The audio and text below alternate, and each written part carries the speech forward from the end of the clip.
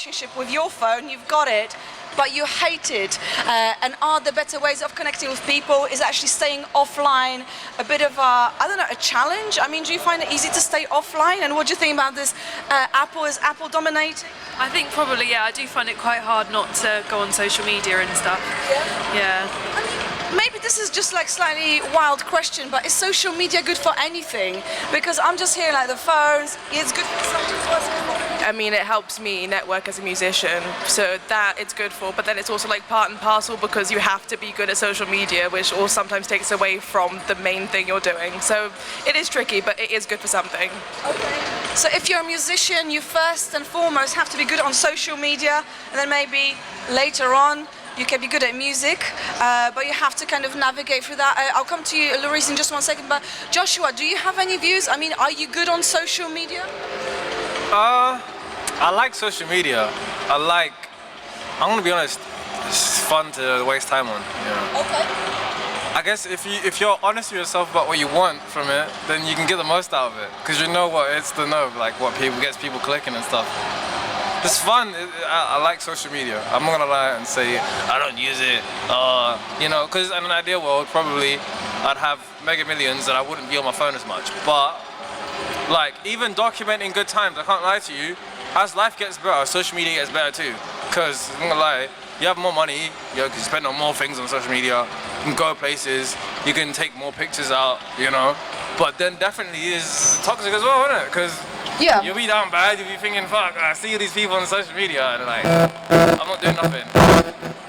Oh, he's killing my frequency, he's killing my vibe. Sorry. Didn't mean to kill your vibe, but I think from what you're saying, social media, you're a big fan. When you bought social media is a kind of go-to place, maybe not so much for you, Jay.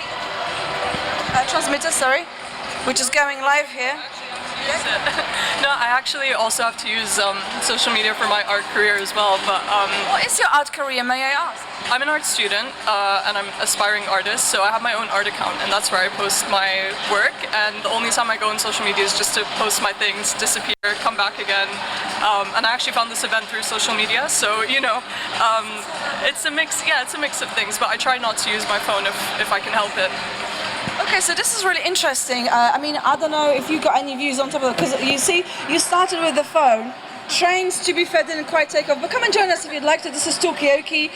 It's a pop-up talk show. Right now we're talking about, are phones actually good for anything? Are social media, is being a musician or an aspiring artist actually first and foremost about being good on social media? Is that what it's all about? Is it about, you know, just showing your lifestyle on social media? Is it something to, I don't know, where you can find out about good networking opportunities? Is it just something to kill time with? What's it all about? And it all started with an innocent comment from Kwabena, who said, oh yeah, let's talk about phones, and that's where we are. So my name is Margaret, this is Talkaoke. Let's do a round of names. What's your name? Josh. Josh. Louise. Mikey. Kwabena. Fizzer. Katie. Jay. And? Bethany. Sarah. Bethany and Sarah, welcome. And maybe potentially this person over there, she's just kind of looking, curious. Yeah, come and join us. You're just kind of got us. That's okay, we can involve you for 2 seconds and then you can go again. What's your name? Ria. Ria, welcome. Yes, Katie. I think social media is what you make of it. You can follow people that inspire you and it can be, yeah, a good thing that way. Okay, so we're talking about social media. It's what you make it. I mean, if you don't want to be on social media, don't be on social media. Maybe you can have like a bit of a hateful relationship with your phone, like Jay over there. You know, reluctantly you post your art, but in a way that's kind of part and parcel of being a creative person, similarly for you as a musician. But I mean, what is social media for you? Like, what does it do for you? And come and join us if you'd like to. Kwabena, what is social media for you? What do you make of it? I mean, I come from a social media marketing background, so Okay. I guess with social media, again, it's just like how you make of it, and I think it's just like good to like connect with people who you probably would never in real life, because like there's loads of people who like from different parts of the world that you probably would never see at all, like face to face. And I also think it also in a way it's kind of like twofold, whereby you can see aspects of people's lives, whether that's positive or negative, depends on how you take it. However, it also presents this facade in terms of like people are gonna like only post the positives, and in a way that does have detrimental effects towards like people who are watching it because they perceive it as like, oh, everything's going great for someone and probably it's not going great for me, and then it introduces that whole concept of like comparison and stuff like that. Yeah. I mean, and welcome new face to the table. I'm Margaret, this is Talkaoke, this is everybody else. Give us your name. Fifth. Viv, give a round of applause. Why not? Yes? I've got the applause button, but because it's so loud, you can't really hear it. But I am it's doing just the like- applause. I'm yeah. doing a lot of sound effects in order to enhance the conversation, but Okay. they're just going to go unnoticed, I'm afraid. Okay, so but we- just fill those in your own heads, people. Or just do like a round of applause. Yes, Josh? I have a question. Yeah? When am I going to be in the middle? And I want to know some of these what these buttons do. I know. Press that one again. Yeah. The fourth one down. Go on. Okay, we can't hear it. Oh, okay. Right. Now I know what So to do drop when them I'm on. there. No, right. Yeah. Cool. So to answer your first question, you will be in the middle later on. I'm just going to warm this up. But is there a link about being, and people, onlookers, come and join us. We've got some seats, we've got some cheap seats, expensive seats, but it's all free to participate. Actually, I don't know why I'm putting a price tag on this. Come and join Talkaoke, a pop-up talk show. And as you're coming in, give us your name. Zach. Zach, welcome. Katie, you flying off? Are you coming back? Fine. Because if you're leaving Talkaoke, give us a final thought. This is kind of a rule. Which, I mean, it's not a strict rule. No one's going to go to prison if you don't obey. But it's just nice because people have got nice things to say. So far, Zach, I'm going to give you a little recap. So we've been talking about social media, been talking about trains, been talking about British Library. Also, we just got, that's how it started. That's the truth. I'm not going to lie. But we've been talking about, is social media good for anything? You actually coming from social media / marketing background, Governor, and you're talking about, maybe people always telling, the positive story, the stuff that they want, I don't know, maybe impress other people with. I mean, like, what's it like for you? I mean, you were kind of listening a little bit to this. Do you have any views about social media? What do you use it for? Well, we work in the NHS, so I don't use social media too much because I'm scared someone might find me and like look me up. So And then what would happen? well, we work with children, so it's a bit like, so you have to change your name. Well, you don't have to, but you can do. So it's a bit of like can people find me on social media? But then because I don't post too much, then I'm just staring at other people's lives, maybe. Okay, so you're just kind of like enjoying other people's stories, mostly successes by the sound of it. But it's interesting, so you kind of have to, for certain types of jobs. I mean, is it a health-related choice also not to be too involved in social media? I don't mind. I think it's fun. Okay, cool. People can do what they want. Yeah. It's none of my business. They can Yeah. do what they like. So. All right, anybody else kind of snoops on other people, maybe not revealing so much? Yes. Yeah, waving to somebody, okay. So here people are, what kind of social media platforms are you on? I mean, are there any recommendations from the marketing point of view? Are there some platforms better than others? Are some platforms better for, say, creative people than others? What do you think, Jay? I mean, do you find yourself thriving on some platforms over others? I actually exclusively only use Instagram, but I've been... Just 1 second. I did mention that rule about giving us a final thought before you go, so it's just like a loose rule of giving us your final thought before you go. But just give us a second, it will let Jay finish her point. Oh no, I was gonna say I exclusively use Instagram, but I'm rethinking that now due to the AI kind of conversation, and like kind of digesting our like images that we upload and like feeding that into AI, and that kind of losing authority or authorship over my content. So Okay. I don't know, that's a whole separate conversation. Yeah, I mean, AI is a big conversation. AI and art world. We can talk about this. We can take in that direction. I'm going to get some final thoughts from you girls before you go. You've not said anything. This is the chance. About social media. Could be about social media, could be about British Library, what brings you here, what you're looking forward to, something completely unrelated, anything. I'm here to support some of my friends, and I'm excited to see some of the work they've been doing. What kind of work are you looking to see? One of my friends is performing, I think, later. Okay, So- the musicians. Yes. So I'm Cool. looking forward to seeing them perform. And are you on social media? I am. Do you think you've got a good relationship with your social media, or? It depends. Sometimes I think it's good. Sometimes I can just scroll for ages. Okay. As you were saying, it can be a bit addictive, yeah? Be honest, like, you come here not to lie, just to share. If you scroll, you scroll. It's not the end of the world. Yeah. Like, there are worse things in the world than there's worse doom things to do than scrolling and worse ways to spend your time. But, you know, be woke and find your thing in it. Don't just follow the crowd. That's just create what, your own stuff. That's what social media promotes, groupthink. I'm trying to say, don't groupthink, don't judge yourself, and don't just repeat what you've heard in it. If you have a different opinion on social media, you like cat videos, you might like fighting videos, it's fine, open up.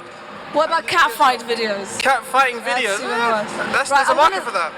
1 second, Joshua. Thank you so much for your final thoughts. Any final thoughts from you? Enjoy it and use it responsibly. Okay, and she works for the NHS, guys, so yes. Hey, we've got hundreds of new people joining on this side of the table. Hey, why don't we do a good old round of names, because that's always a good start. Let's start from this side. Name, Josh. Josh? Mikey.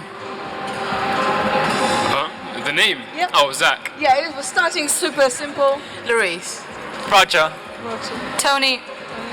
Robina. Fizzer. Fifth. Katie. Jay.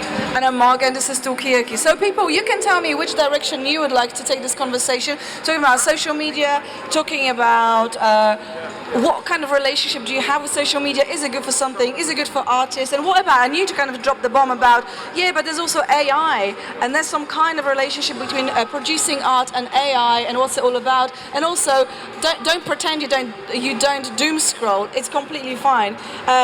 Roger, Tony, any kind of comments straight at the back of this? Yeah, so for me, social media personally has been amazing. Especially, I know this is going to sound super cringe, but LinkedIn has been a big powerhouse. Wow. I think students and young people don't see like it's a platform for us because it's not our demographic. I think it's the opposite. You're young, you can be naive. Message someone, be cheeky. You know, you're young for a reason. You know, you can make mistakes and people won't hold you accountable for that. And also another thing in terms of AI is I was actually having this conversation with someone the other day that AI is only going in the direction we put it in. So if we put in the right information and are able to make sure that that information is correct, then the path that it takes us on will be what we want it to be as creatives, and it's in our power to put that information in. So if you're not on ChatGPT or anything like that, I encourage you to be, because if you want the future to be what it is in your eyes, then you need to do it. You can't wait for someone else, because no one else is going to do it for us. Okay, I mean, you gave us some really excellent points. So first of all, if you don't like AI, if you don't like the world out there, be proactive, change it. Also, if you're young and cheeky and naive, you can just go on LinkedIn and just like chat to people there. I mean, out of curiosity, who is on LinkedIn? You're not on LinkedIn, FIFA. Hi guys. Oh, hello. How you doing? So, hello, we are doing really well, I think. I'm speaking on behalf of people here, but welcome to Talkaoke. We are so far talking about AI. Don't like it, change it, feed something into ChatGPT, turn it around, talking about creativity and yeah, being on social media. If you want to be creative, you have to be on social media, apparently, that's the thing. Be on LinkedIn, that's something that we're receiving from this side. Talked about, yeah, lots of different things. What about TikTok? TikTok, and yes. So we're on TikTok Live, so could you talk about Talkaoke and then TikTok as well? Could you let us know about Talkaoke? Yes, well, we are vaguely on TikTok, but we are a pop-up talk show. We pop up absolutely anywhere and everywhere. The summary of subjects I gave you is just a little curated assembly of topics. But we are here, and it's down to people on the outside of the table to decide on the direction of the conversation. So come and join us. We are here until the end of the evening. in the British Library. Definitely, I'm gonna come back. Have a nice time. Thank you very much. All right. So we got TikTok bombed. Yeah? It's actually just a test run. We're going to be back. I mean, did we pass the test? Like, No, I've got Nothing I've to got say? nothing to say. I'm not on TikTok. are you on LinkedIn? I'm on Facebook. And the point I actually wanted to make was that you don't have to be young to be cheeky. You can be old and Oh, cheeky yeah. as well. In fact, any age, I think. Okay. But I'm just encouraging cheekiness at any age. Okay. Has anybody here had a cheeky moment? I mean, you can answer it in whatever way, Katie. Oh no, not I can think of. No? Anybody's done any kind of cheeky things yet, Roger? No. No? No? Okay, Tony? This is going to be a hope and inspirational story for everyone here. I volunteered last year at the London Design Festival, and I took a shift I wasn't supposed to take, and I had arrived late at the Victorian Albert Museum. And funny enough, it was the same time London Fashion Week was on. And all of a sudden, Anna Wintour walks in through the doors of the V&A, and she just stood there. And no one is there talking to her or anything. Like, you would think that she'd have like publicists and security guards and everything around her, but she didn't. And she was on her own, and no one was paying her attention. And so I dropped everything I was doing, and I went to her and I was like, "Can I help you? I have no idea of anything to do with fashion. Nothing at all. Like, I'm the last person you have to ask." But I still took that, and I still went, and I asked her. And I actually took her to the wrong thing. And she was the one who found her way around. And she waited for me kindly because she saw that I was nervous. And then she introduced herself to me. And I didn't ask for a photo, I didn't ask for a picture, I didn't ask for anything. But then later on, I did some stalking as any student would do who wants to do something. And I found her email, and I sent her an email. And a few weeks later, I found myself in Vogue. And that was all because I sent an email that you thought that would never get seen, but it does. So I think being cheeky in that sense is... It definitely paid off for you. It definitely paid off for me, and it's not the first time I've done it, but it's definitely putting yourself out there because no one else will. Like, if you don't ask the universe to give you something, it's never going to give it to you. Okay, so I mean, okay, thank you so much for this story. And what a coincidence! Yeah, you're getting a round of applause from the table. I mean, on a scale of cheekiness, has anybody done something similar? Have you ever approached maybe an important-looking person? Where are you going? Where are you going to? What are you going to be doing? I'm gonna sit with my friends. Okay, I mean, how did you meet your friends? Was it in real life or was it through social media? It was in real life. In real life. Was that good? How does that compare to social media connections? I think you can make really cool connections with people over social media. I like that you can stay in touch with people anywhere in the world. Yeah. Okay, but IRL seems to be a good way to make friends, it seems. Yeah, BRB? Yeah. All right, well, thank you so much for sticking around. Grab one of these and have a lovely evening if... oh, you go on. Amazing. Right, so we're talking about be cheeky, regardless of age. Zach, have you ever been cheeky? Have you ever approached somebody that you thought, oh, maybe they're just a bit celebrity status? Nah, but I was going to change the narrative of the conversation. Yeah, go That's for cool. I am a creative, and you said that creatives need to have social media. I don't use Instagram at all. So, and a lot of people always tell me like, oh no, you got to use Instagram, you got to use Instagram. I don't know what people think about that, if you need to use Instagram as a creative, or if it's worth looking for, you know, like other examples and things like that, a way to market your product. Very good question. And may I ask you, what is your art form? Music. Music, okay. Yeah. So this is your question to the table. Anybody who can maybe provide some answers or ideas. Is Instagram necessary for creatives, and more specifically for musicians? Any views? Any musicians around the table? You go, Roger, and then I'll come to you. I'm not an expert on Instagram, but generally social media, at least from my point of view, is kind of a double-edged sword. Right. Because sometimes you'll get a lot of exposure, and sometimes some of your content will go viral, but it's not necessarily the stuff you want to go viral. So you might have worked a lot on something that you really like, and that will get no views, no likes, not comments, and then you post something really dumb, really stupid, and that's the thing that goes viral. So in a way, it does give you the exposure, but on the other way, it can be discouraging from posting whatever you want against posting like something that you know will get views.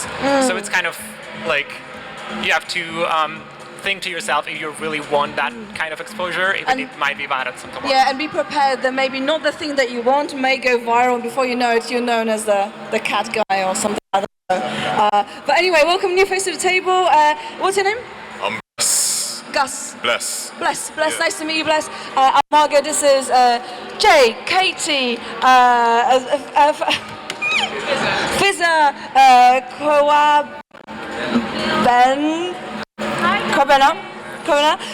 Tony, Roger, Lurice, Zach, Mikey, Joshua, and what's your name? My name is Grace. I'm currently live on TikTok. Could you let us know a bit about Talkaoke? Absolutely, Grace. Welcome to Talkaoke. This is a pop-up talk show. Tonight we are here at the British Library. We are just discussing lots of different subjects. The way Talkaoke works is people on the outside of the table decide what we want to talk about, and then we move from one subject to another. Right now we're talking about, is it crucial for musicians to be on social media? And is your best content is the content that gets seen the most? So this is where we are at. So come and join us. We're here all night. Yeah. There is a question. It's like, if you post something really erudite that is appropriate for the British Library, will it be ignored? But if you bring a picture of a cute cat that possibly looks like Hitler or Donald Duck, will you then be, go viral on social media? Are the right things going viral on social media? Yeah. That sounds interesting. I definitely will come back and have a look at this, but thank you for letting us know about that. Thank you very much. Thank you for stopping by. Thank you to TikTok. So this is where we are at. Just to fill you in, Bless, we have done this before, the TikTok thing, but it was a rehearsal, as we found out. So this was a real deal. How did it go? How'd it go? I think it was cool. It was nice. Yeah. Yeah, because it's a bit nerve-wracking. But anyway, back to this question: who is here a creative, and what kind of social media platforms are you on? And is it crucial? This was your question, Zach. Is it crucial to be on social media if you're a creative person? I promise you the microphone, and I'll come to you, Josh. Yes. Yeah, and I was going to say another my favorite way personally as a musician to connect with fans and listeners is live performance. So after a gig, speaking to everyone or being able to sort of promote myself through gigging and performing live is, I think, the best way, because you get people who actually, if they enjoy it, they will be talking to you and they'll want to listen and engage and then become fans for life, hopefully. Okay, so social media is one side of it, but what about the live performance? You find that this really works for you. I'll come to you, Lurice. What do you think, Josh? Thank you for something. It's good for is it illustration. I'd say my social media of choice is Twitter.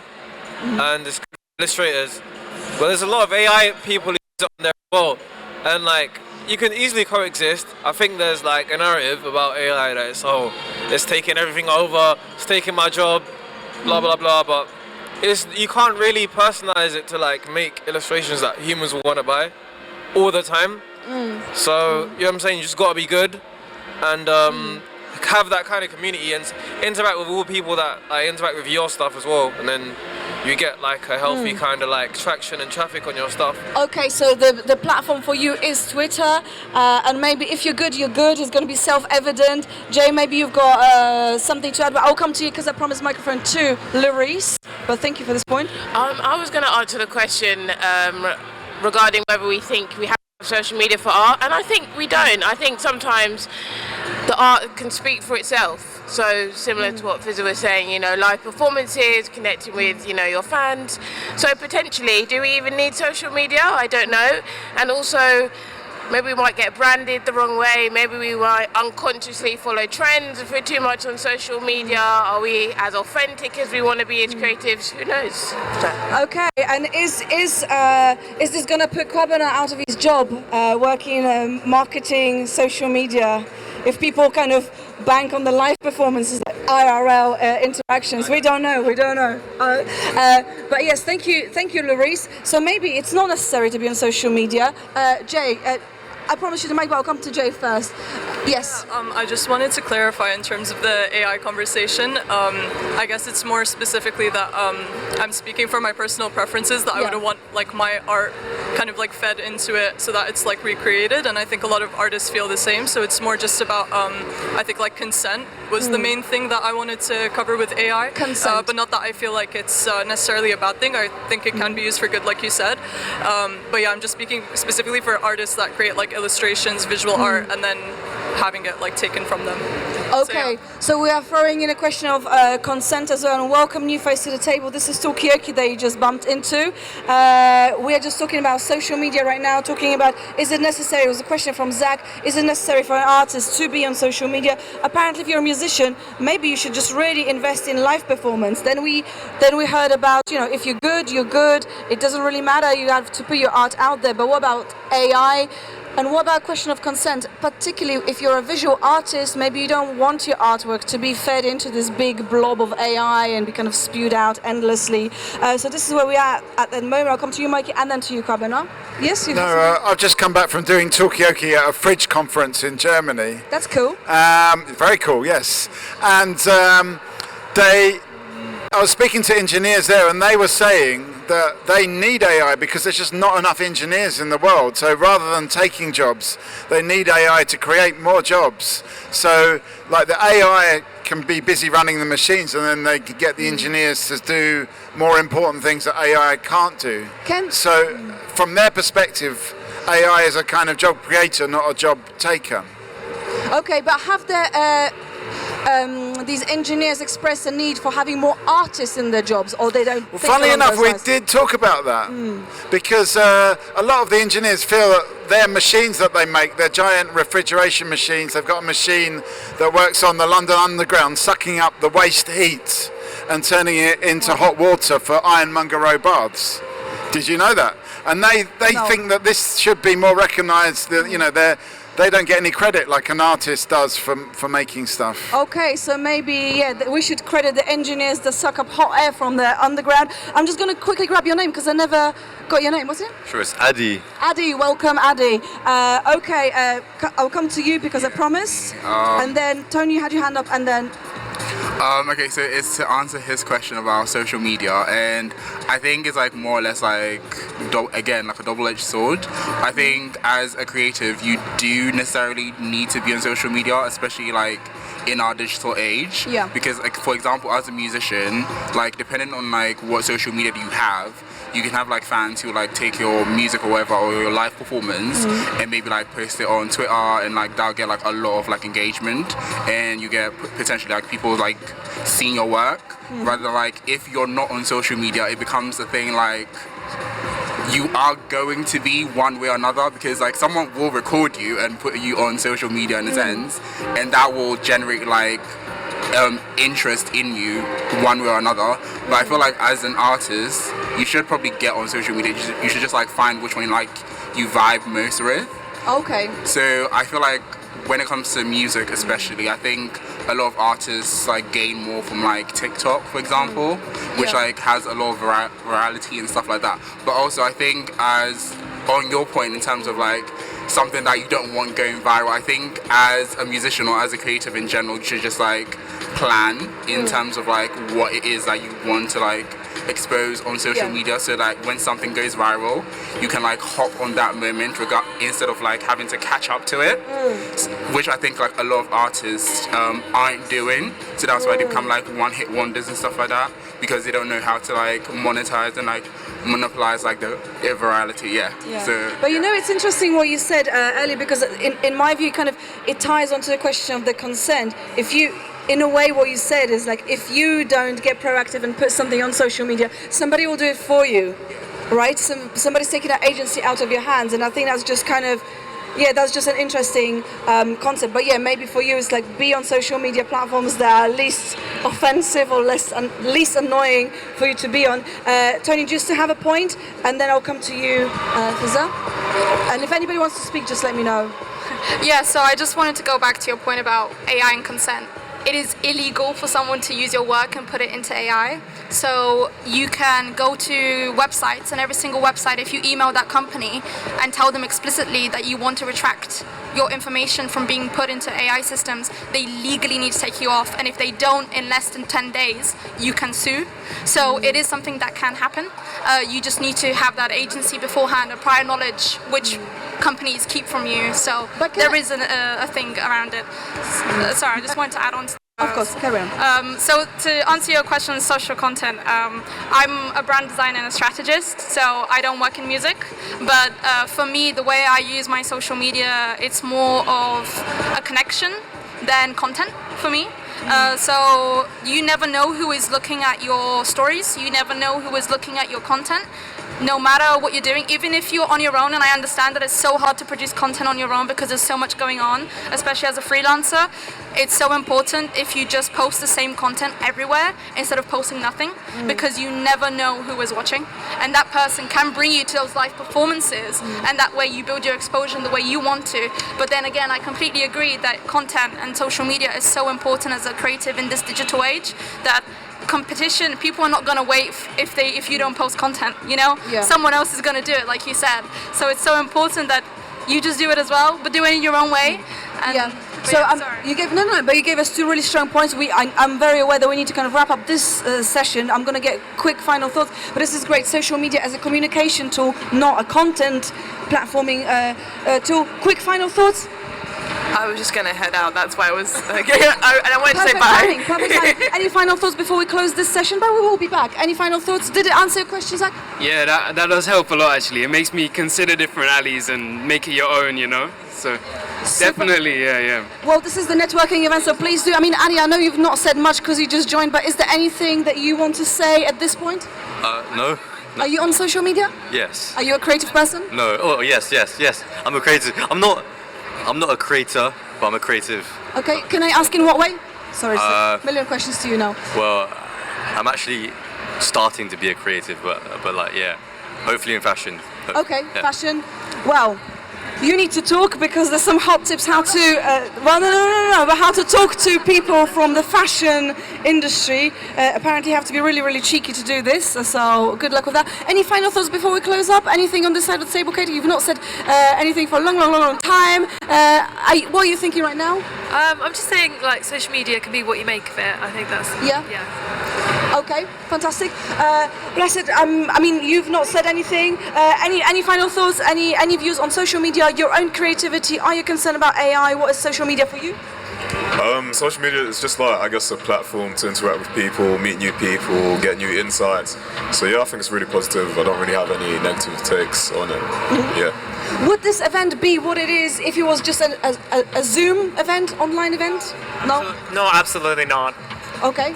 Oh, do I have to explain more? You don't have to. Yeah. But we need to, I mean, I don't know, there's nobody on stage, so I'm just feeling tired. We need to wrap this up though, so let's have a huge, maybe they're waiting for you, so let's have a huge round of applause for... They're not waiting for me. They're not waiting for you, okay. No, we they're can not keep waiting for me. But you can give me a round of applause anyway. Okay, let's have a huge round of applause for Margot anyway. Thank you very much. Can we carry on for another 1 minute, people? We don't know. Oh, We've got I think they're out. I think they may be waiting for us to finish, so maybe we should leave it there. Let's have another huge round of applause for everyone around the table. Yes. We will be back. We're going to be doing some experimental stuff, trying some new hosts in the middle when we're back. What time are we back? In a bit. In a bit. See you in a bit. Thank you very much, everybody. Yeah, please do, and do stay in touch. We are on social media. We're not so good on TikTok. But it may be like a generation thing, I don't know. If they are, they're lying. But thank you so much for sticking around. Have a lovely... Welcome back. We're going to take an opportunity for this 10-minute break and do a bit of Talkaoke, see what people thought of the films. We've got a person here. This person probably didn't know that they're sitting next to a talk show table. They are probably busy on social media right now, but we just don't know. But maybe we can find out. Come and join us if you'd like to. It's only 10 minutes. What did you think of the film? And also, welcome. My name is Margot. What's your name? Mandy. Mandy, welcome. Who do we have here? Alma. Alma, Mandy. Olivia. Larice and... Mikey and whoever else cares to join us. But just quickly, can I have your thoughts on the films? Is there anything there that stuck out? Anything that you're interested in? Yeah, how are the films? Have you ever written a letter? That's what I'm asking myself. When was the last time I wrote a letter? Have you ever written a letter? I have. In a paper form? Yeah. I just delivered one today to someone. Okay.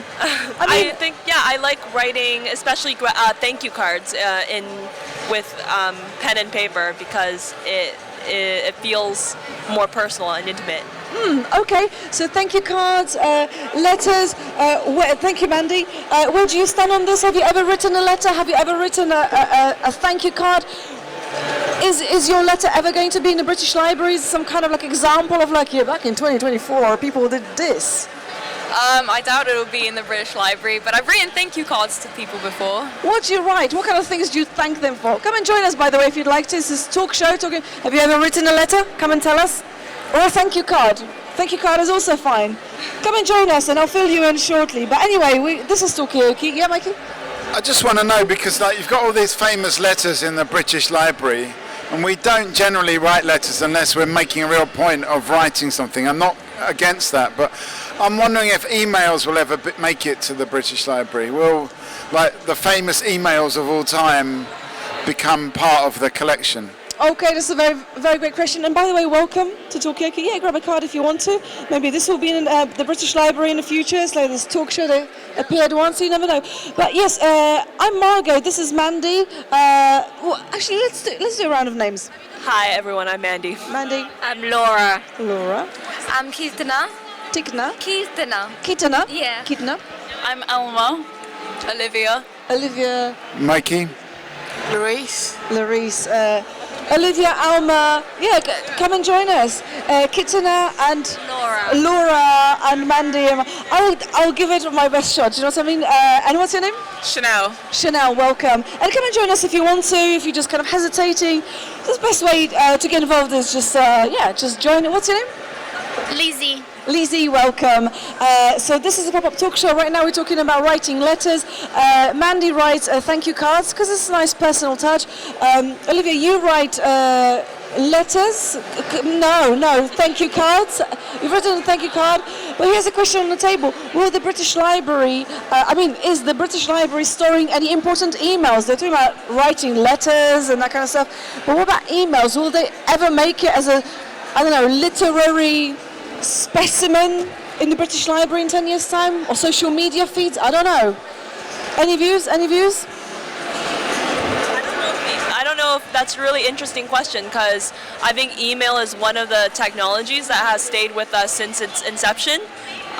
Even now with like social media, we still email primarily for important purposes, and so I don't know if it'll still be around in 10 years. Okay, will email be dead in 10 years' time? This is what we're talking about. What do you think? I'm not sure if it's going to be dead in 10 years, but I can see the kind of like decrease of email. I think even in the creative field, of more people going onto things like LinkedIn or like even Instagram, I do think there is going to be a transition at some point. So I do see your point. Okay, so maybe in a few years' time it's not going to be email. It's quite funny. It's the second time LinkedIn is getting a shout out at Young People's event. I'm amazed. But yeah, so what's it going to be like in the future? Yes. I actually disagree, because I feel like emails are a formal way of documentation. I use email so much at work, and I think it's a great way to kind of evidence if you're having a feud with someone. So I think social media, you can delete your messages so quickly. Okay, whereas emails are forever. Has anybody ever written like a really beautiful, poetic, literary email that you were particularly proud of, Mikey? Yeah, that's why I asked, because I was like looking at the film with all these letters that have been written. I was thinking, are my emails just going to be forgotten? Are they just going to be deleted? Or are they going to be, stored and remembered and looked, read through by people in 100 years' time? So you're feeling... I've written some great emails, yeah. Yeah, some great emails, some strong points in your emails. Probably not enough emails, but I've written some good ones. Okay, so maybe emails are not dead. Maybe it's all about... Larice, what about you? Where do you stand on the email feud? I think, Mikey, that no one should be looking at your emails. I think they should be destroyed, because... Is it too personal, do you think? I just think it's quite boring, It's so formal, it's so, to whom it may concern, I hope you're well, kind regards, blah, blah, blah. I want love letters, that's what I want. I want to see letters, I want to, maybe we should get back to like writing some really nice poetry, or like appreciation cards, Okay, to whom it may concern around this table, what do you think about this? Our email is just like a bit too formulaic, the same stuff over and over. I know you've got your hand up. Yes, quick one. Have you ever written a love email? Because I have. Okay, have you ever... Okay, who has written a love email or a love tweet, post? No. Why not? What's holding you back? No one's felt about me in that way. Oh, okay. So maybe we need to find someone first, and then the form will follow. Okay, yes. Mine hasn't hasn't been like love with a partner, but I've like expressed love through a post for like my friends and family and stuff. So that's the only like form of thing Okay, I'd say so I kind did. of appreciation, kind of. Okay, is this what you meant, Mikey, and also Larice? I mean, is an appreciation post enough? Are we telling people that we love them, or yes? I did write a love email to my first ever crush and stayed anonymous. So yeah, that way, yeah. Wow. Okay. Well, big up you. I mean, writing a love email but anonymous. So they still don't know that you wrote it. Or? I was shy at the time. I was around 14, so I just didn't want to know. I was scared. Yeah. Right now, I just really don't mind. But at that time, I just logged into my school email ID and I kind of like sent an email there. Well, I mean, can I ask you? This is maybe personal, so don't feel like you need to answer this. But do you remember any good lines in there? Were there any good, I don't know, bits, metaphors? I mean, okay, I sent an email in my own language, so I couldn't remember, but I specifically remember I just repeatedly said I love you, and you're in my dreams. So Okay, so lots of love. Wow, that's really beautiful. Okay, so it is possible. I mean, do people on the side of the table? Yes, a question. Yes, Larissa. I take it back. That email can be in the British Library. That's the email. I mean, do you think that's an email that should be here for posterity at the British Library? How would you feel about it? No, that would be so cringe. Yeah. Oh, right, okay. I mean, should there be a cringe section in the British Library? Or is everything quite worthy here? What do people feel like? Should there be letters emails that should never be sent section? Would that be a popular section? Yeah.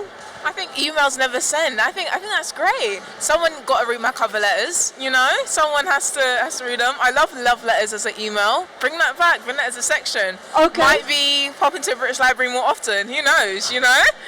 Okay, so maybe that's something that will keep you coming back. And what about you? I mean, have you ever written a love email or a post? Is appreciation? Oh, yeah, we've got hands. But I'll come back to you. Yeah.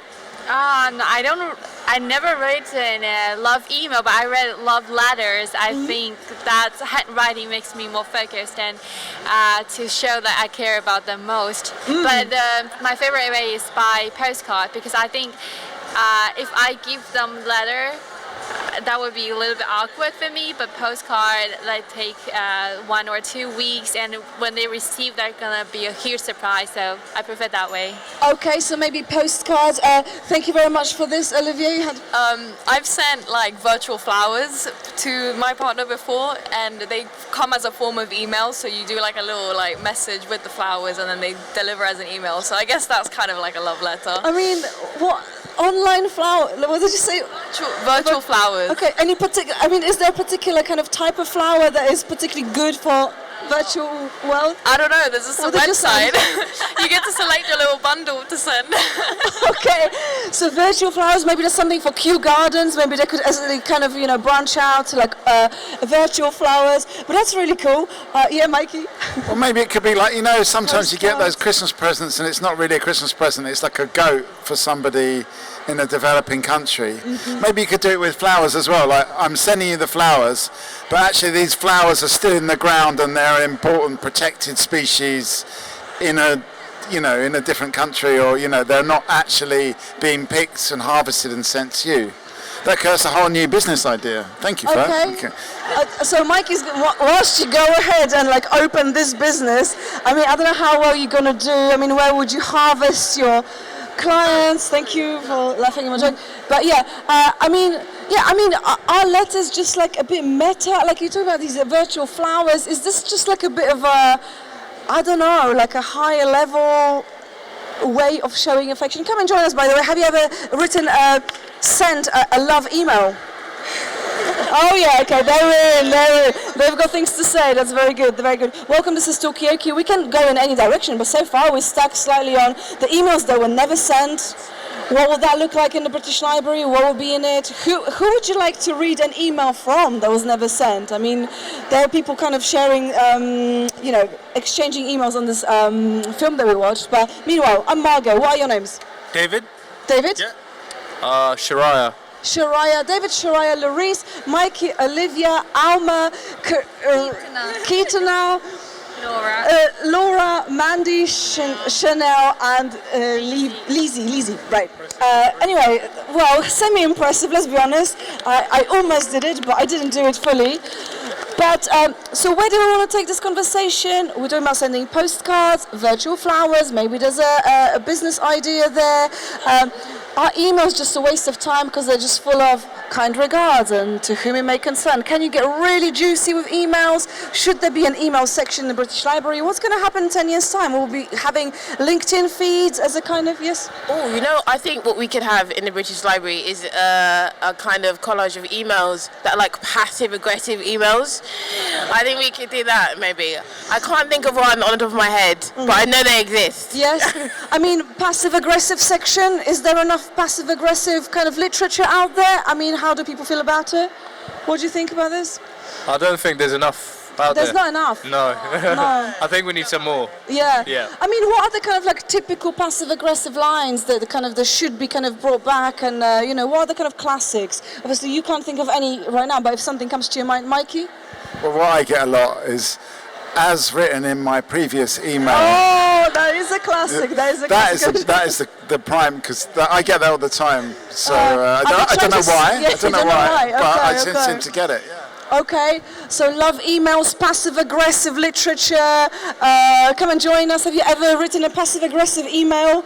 Apparently, that's an up-and-coming genre. Welcome, I'm Margot. What's your name? Hello, I'm Verity. Verity, welcome. Anybody? Yeah, go on. You could get what about a passive-aggressive love email? So, as written in my previous email, I told you I love you. Okay, so yeah, we're just kind of expanding the genre of letters, emails, LinkedIn posts, postcards, virtual flowers, ways in which people communicate. What's it going to be like in 10, 20 years' time? Is it about passive-aggressive emails? Is it about love? Like, what have you ever written? Yeah, what you've got to say? A lot of AI, I imagine, yeah. The BBC had a section on it where people would send like an AI persona to meetings instead and get your AI to respond to your emails, and their AI would talk back and you just get like a summary. So yeah, a lot of AI, I imagine. Yeah. Okay, so AI generated literatures, this is where we're going, or AI generated meetings, love interest. Yeah? I find that slightly sad and slightly scary though, because the beauty of humanity is in our creativity and is in our individuality. So I feel like we could use it as a tool, but I feel like it's actually quite sad if it will take over completely. Okay, is anybody here worried about being taken over by AI completely? Is it stifling our creativity, or is it just like going to boring meetings, just kind of doing the passive-aggressive? Maybe we can train it to be passive-aggressive on our behalf, so we retain the kind of moral high ground. What do people think about on this side of the table? Anybody concerned about, would you send an AI assistant to a boring meeting? I would definitely do that, because the purpose of AI is to be your own personal assistant. So the thought of AI being scary is always, it doesn't make any sense, because the purpose of AI is to have a personal assistant. So I think people should just calm down and kind of like talk through. It's scary if you just send your personal data to AI. That's a problem. But just use it as a personal assistant, send it to boring meetings, that's fine. Yeah. Okay, so that is all right. But I mean, would you trust AI to write a really good love email on your behalf? I mean, no, why? AI is supposed to do the mundane, not for the actual heart and creativity. It isn't actually supposed to breed creativity, what humans do.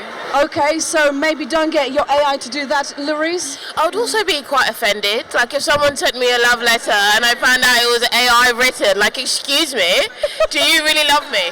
Yeah. Okay, would anybody be offended by receiving that kind of letter? Because I've seen a post on social media that a girl received like apology email or message from her boyfriend, and she found like, no, it's not his style, and she sent to ChatGPT, did you write this? And ChatGPT said, yes, I wrote this. Wow, okay. Right, so okay, it's just being devil's advocate. What if that boyfriend, that said boyfriend, is not a very good writer? Is it still bad to have an AI write about it? Yeah, go on, I'll come to you. I think if they're like short of time or something, and they're not a good writer, I think it's not too bad. Okay, if they're short of time, it's okay, I'll come to you, but yeah. There's voice note, there's a phone, come meet me, apologize me, bring me flowers, bring me chocolates. Do you know what I mean? Beg at my door day and night. Fast for 40 days, 40 nights, whatever you have to do. ChatGPT written apologies, guy. Yeah. So there are ways. I mean, like, what is the best and the worst way of ending a relationship? I mean, you know, maybe. I don't know. We don't have to go there. I'm just interested. We had your hand up first. Text messaging would be the worst, but I completely agree with you. I was going to say a similar thing to you. I mean, if you want to use it as a base point, like, what starting ideas can you give me, and then springboard off of that. But it can't be heartfelt unless it comes from you. Okay, so ChatGPT maybe can give some hints about how to progress, or I don't know, not regress, but kind of like, we've got 2 minutes. All right, so people, we've got 2 minutes, so we need to talk double speed. Okay, who hasn't said much for a while? Where do we stand about this AI kind of generated love letters, breakup letters? Can AI give us some good tips on how to apologize to your boyfriend, girlfriend? Yeah, what do you think? No. No what? No one should use AI for like letters like that when it's to a significant other. I think just come from the heart, even if you don't know how to write well. I think no matter what you say, it's fine. Like you'll be able to piece it together, and I'm sure the other person will understand since they know you. So no AI. Okay, no AI. AI and love doesn't mix. Where do people? I mean, does anybody have like wildly different views? I mean, you were kind of endorsing AI. Yeah. Do you still want to defend? I think I might have changed my opinion a little bit. That's good. You can stay. Yes. I'll offer a devil's advocate answer. I feel like I'm thinking about movies like Her. Have you seen it? Where like the personal assistant is or even like Iron Man and his personal assistant, like they know each other so well that like in the future it might be that they could be a really good sort of personal assistant to come help you communicate things that you don't know how to, and it still understands you. So as an AI optimist, that's my prediction. All right, so there's some wild predictions from an AI optimist. I will just introduce new face to the table. We're closing in like, kind of now. So give us your name. Emanuela. Emanuela, what are you doing here at this event? I'm learning. Learning, okay, great. Would you get AI to write your love letter? Yeah, of course. Thank you. And that's to be continued, so we're going to be winding down, but we will be back, so do come back. Or you can stay here if you want to. Fast. What? You speak so fast. Yeah, no, because we're on a time limit now, so I have to, I did say twice the speed. Any final thoughts before we close this up? You were saying something? No. Yeah. Choose love. That's it. Choose. Big one to start and end on. So guys, see you after the panel discussions. Have a lovely event, and see you at Talkaoke shortly. Grab a card. 1, 2, 3. Oh yes, and we are back on. So, all right, people, welcome to this bit. This is officially known as this bit of the evening.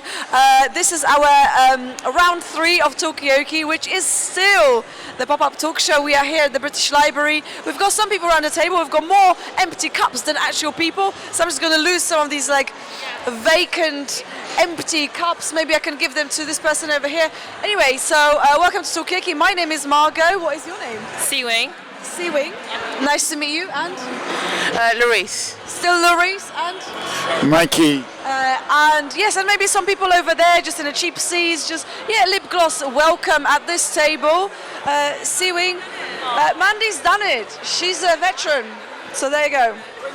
Anyway, you'll make us look busy. That's basically what it's all about, and then people will come. Meanwhile, welcome.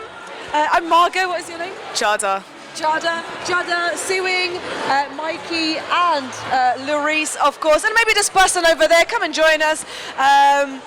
Jada, Seawing, Mikey, Larice, Stuart. I'm Margot, and you're coming at just the right moment. What's your name? Hi, it's Carmina. Carmina, Jada, Seawing, Stuart. Carmina, yes, great. Mikey and Lorraine. Sorry, I just need to do the round of names because otherwise I forget. All these at all. Thank you very much. I don't get plaudits for this because I'm normally really rubbish. But anyway, the way Talkaoke works is completely up to you to decide on the subject that we discuss. We can change it at any time, at any point. We've just seen this little panel talking about social media. There's lots of things. I've got a lot of thoughts that kind of, are going around my head. But what were your thoughts? What were you thinking about this panel? Are you on social media? Is it really time consuming? Is the British Library really cool on social media, or could they do better? Are you creatives? Yes. Oh, sorry, no. This is a bit of art, just a bit of conceptual art on our screen. Conceptual art, yes? Well, sometimes art is created by accident. Like this? Like this, yeah, exactly. Amazing. Yeah. Is that your contribution? Well, thank you. So yeah, come and join us if you'd like to. So yes, I mean, social media, how long does it actually take to be on social media? Like, for real? Well, like every day, how long it takes.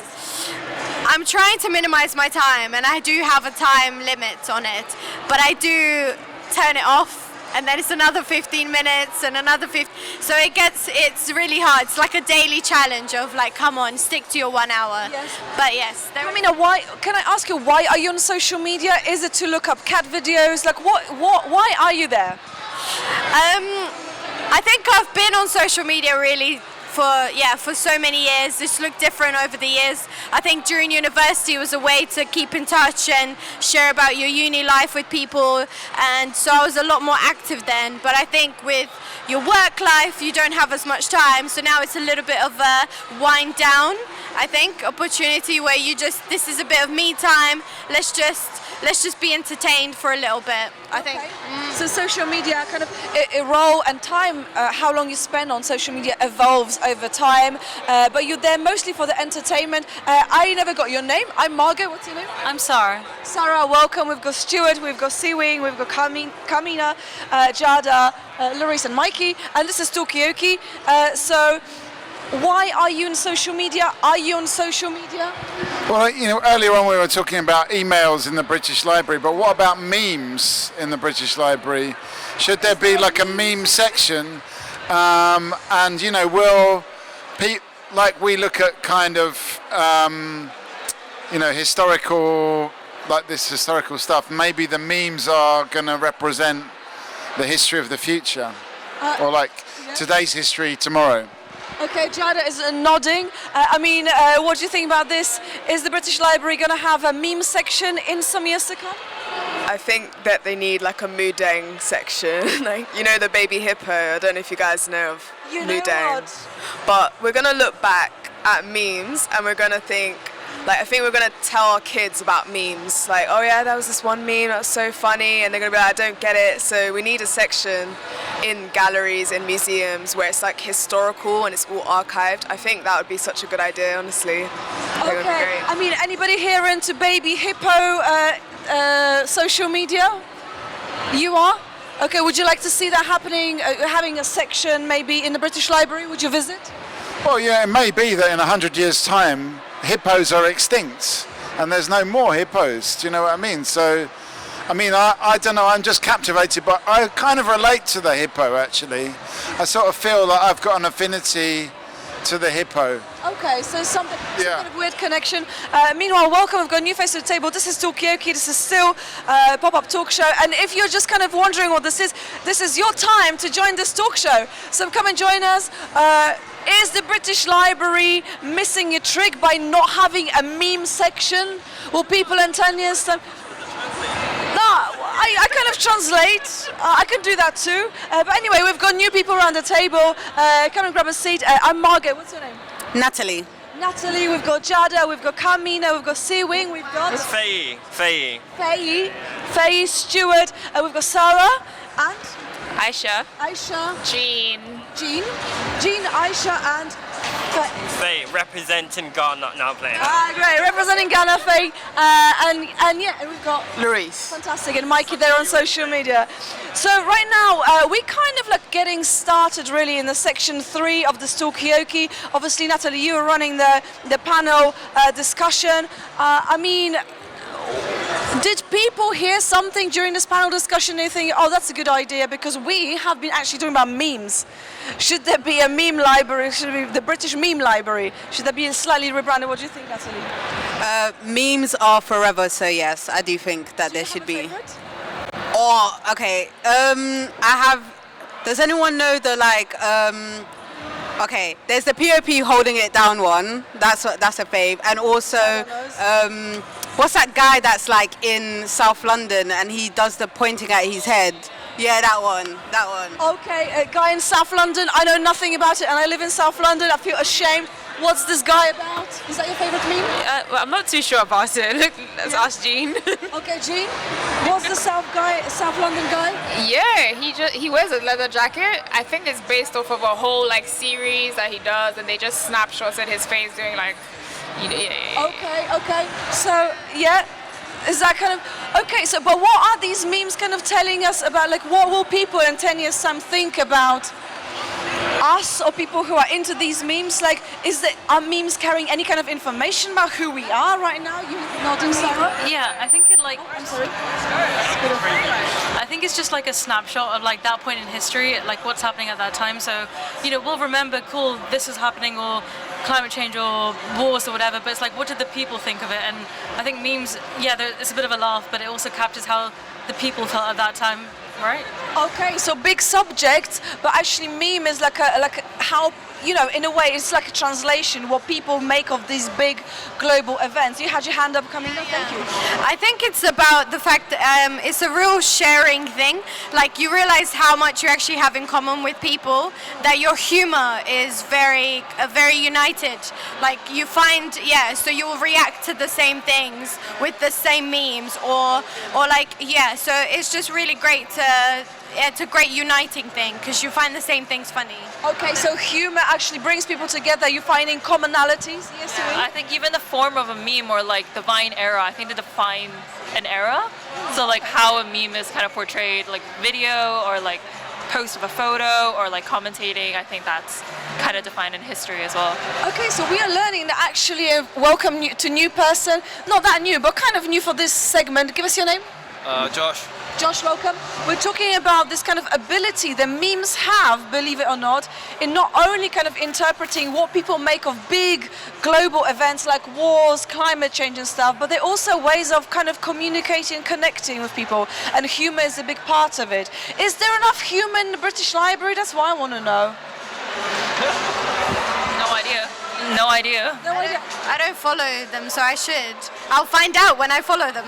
Yeah, okay, maybe. I mean, has anybody been to the British Library before? No, this is first time for everybody? Once? How does it compare to now? I don't know.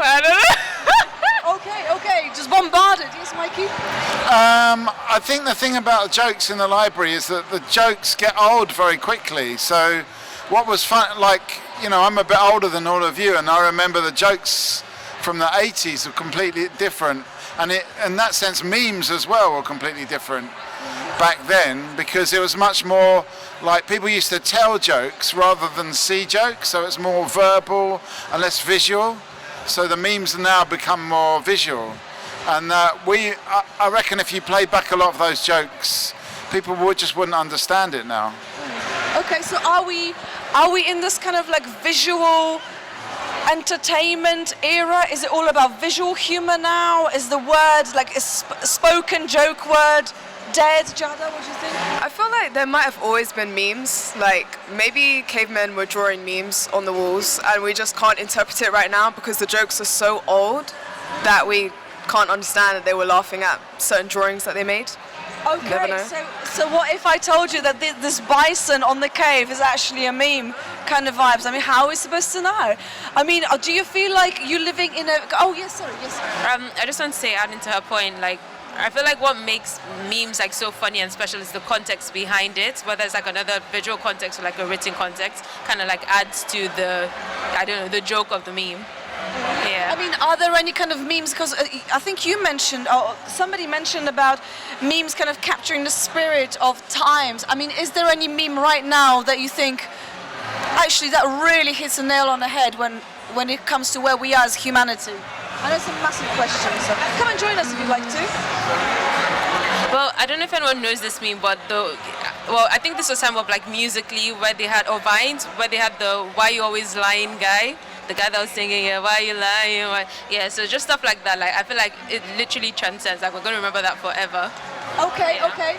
I don't know this meme, but then again, I'm a little bit ancient. And also, welcome, Natalie. You're off.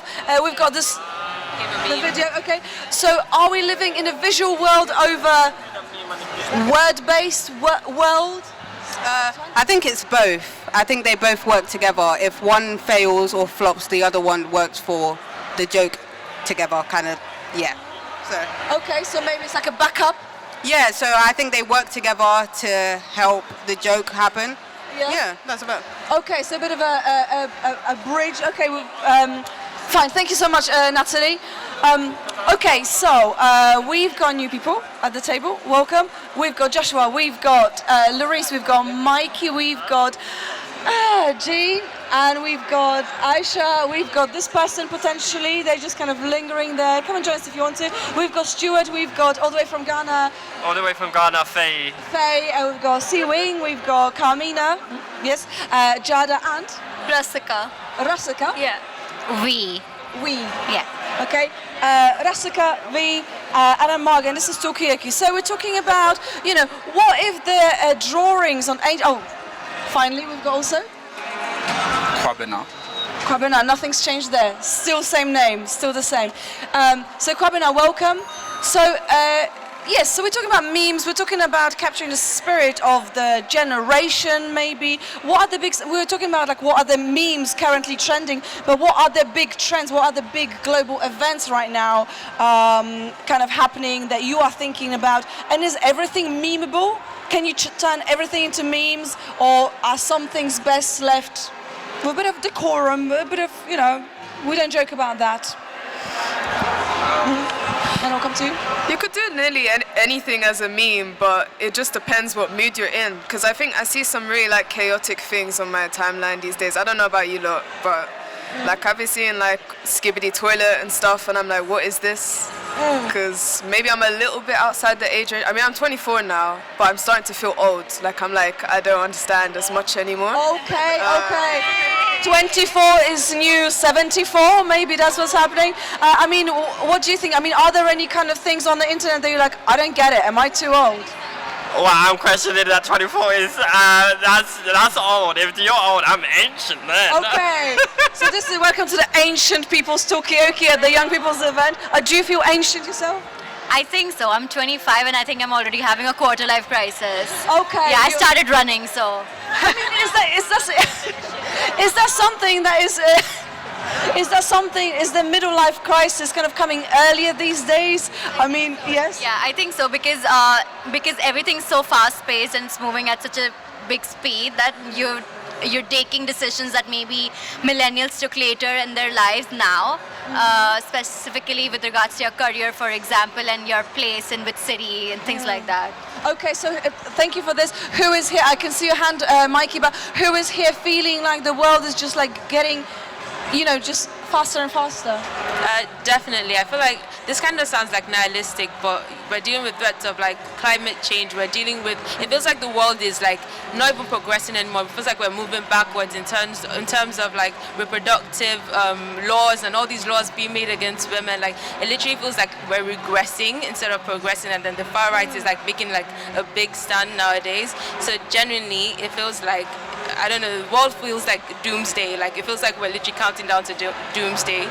Okay, so are we heading in a fast pace? Are we fast pacing towards the regress, really? Are we just kind of like jumping off the cliff? Is that where we're headed? Yes. I kind of disagree. So I feel like perhaps in the sort of Gen Z, or like up to a point, I feel like it feels fast paced and it feels like you're competing. And then I think after a certain quote unquote age, I think you just shut down and realize that actually you're kind of navigating life by yourself and stuff. So I think the pace is in the mind sometimes, and it's what you create out of social media or what you can take in from it. So. Okay, so is the pace of life is actually, it's to do with like your inner kind of speed. If you're allowing things to feel fast and it's fast, but actually the world is rolling in its own pace. I can see your hand, but we've got also a new face to the table. In fact, two faces for a price of one. Welcome to Talkaoke. I'm Margot. What's your name? I'm Julian. Julian, welcome, and? Niralian. Niralian. Okay, Julian, Niralian, Joshua V,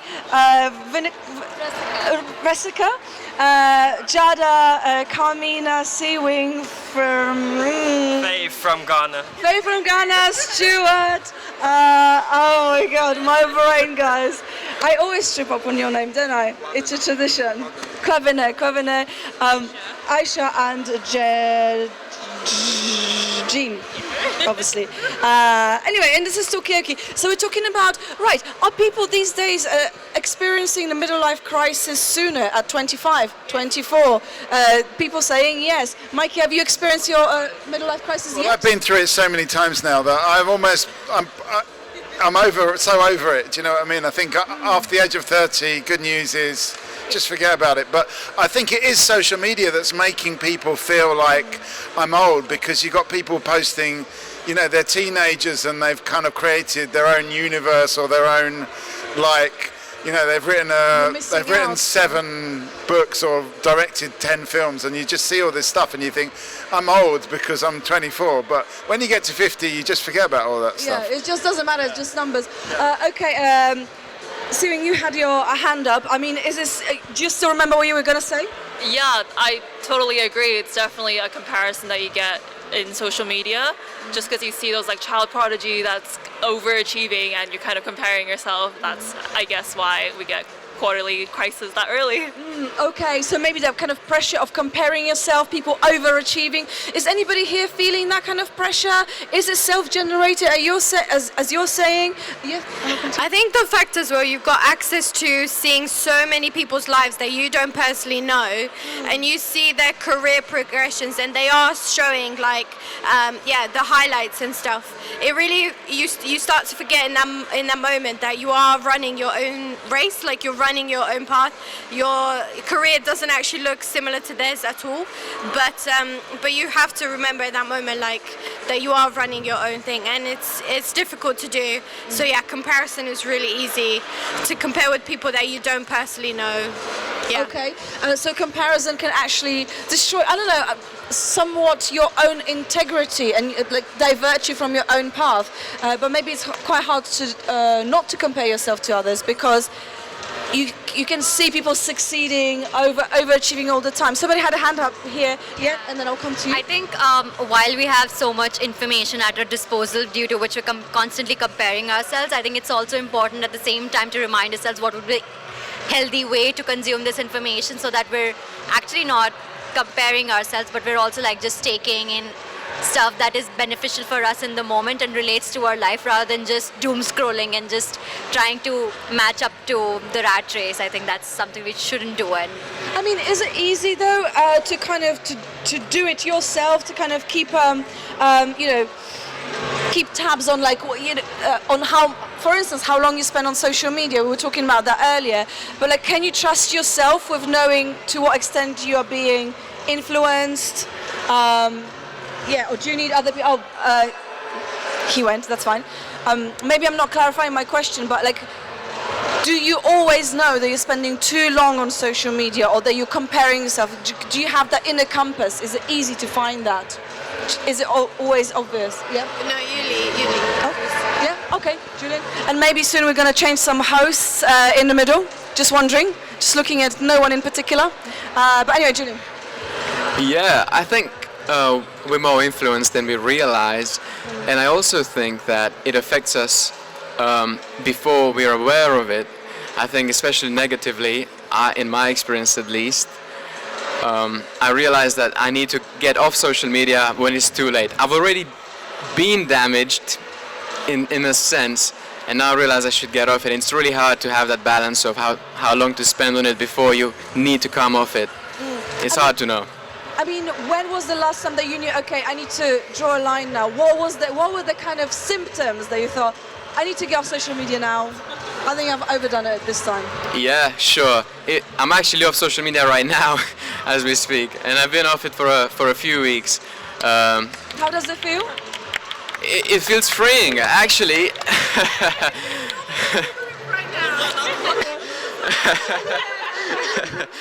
So you feel free. There's definitely, honestly, there's definitely more capacity in my head to think. Like, I feel like I'm not crowding my head with useless knowledge. And even if it's funny videos, I sometimes look at them and I think, I don't even care about this stuff. I don't even find it that funny. But for some reason, I keep going down, and it has been good. It has been good. Would you ever consider going to something like a British library for your fix of cats content? Or is social media the best place for it? Oh, Maybe it's tricky. a tough question. Oh my. Think about it. Yeah. I mean, I don't think anyone goes to the library and gets a book on funny cats, do they? That's the thing. You never go and say, there's a book on funny cats that I could just withdraw. Yeah. Okay. Right. Thank you, Mikey. We've got a question here. Also, whenever you're ready, we can swap around. Yeah? Yeah? Get ready. I'm going to give you the mic so you can expand your thoughts. But before I do, just quickly, round of names. We've got new people joining us. Give us your name.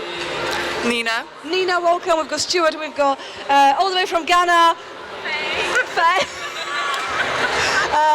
We've got Jean and we've got Aisha. Wow, I don't know what's happening. Julian. Oh, that was a long name, wasn't it? It's probably as long as my actual name. Anyway. Niralian. Josh. We. Rasika. Jada. Layla. Carmina. Siwing. And Amaga. And this is Josh. Water, get some water. But yes, does anybody get a book on cats? Does anybody come to a library for something, to look up funny things? It's not about finding a book, like you can just go on the internet, and it's just about easy access when it comes to social media. So it's easier to find a video on funny cats on social media than finding a book and then reading the entire book to, So it's easy access, I feel, that makes you go on social media instead of the library.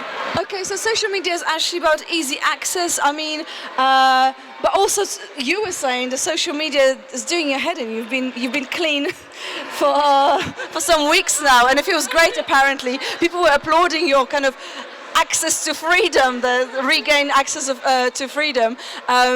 But yeah, so easy access. There is easy access to get to the center of the Talkaoke. It's to go over, Joshua. So keep the table warm. Keep the round of applause going for the new host in the middle. Just sit here. We're gonna swap in, swap out. Just have patience, people. Somebody's doing it for the first time. Come on in. Good. Somebody's been doing yoga. Oi. That's fine. Sorry, that's guys. fine. No, that's okay. Julian, hold the mic. You can say something. Everyone enjoying themselves? Yeah. I don't even hear my voice though.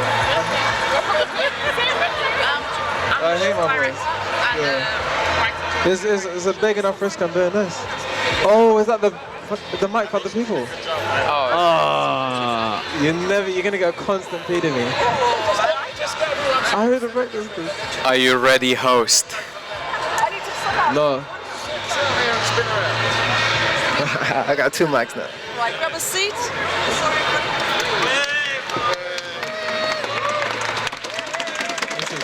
And keep this wire in front of you. It's tangled up.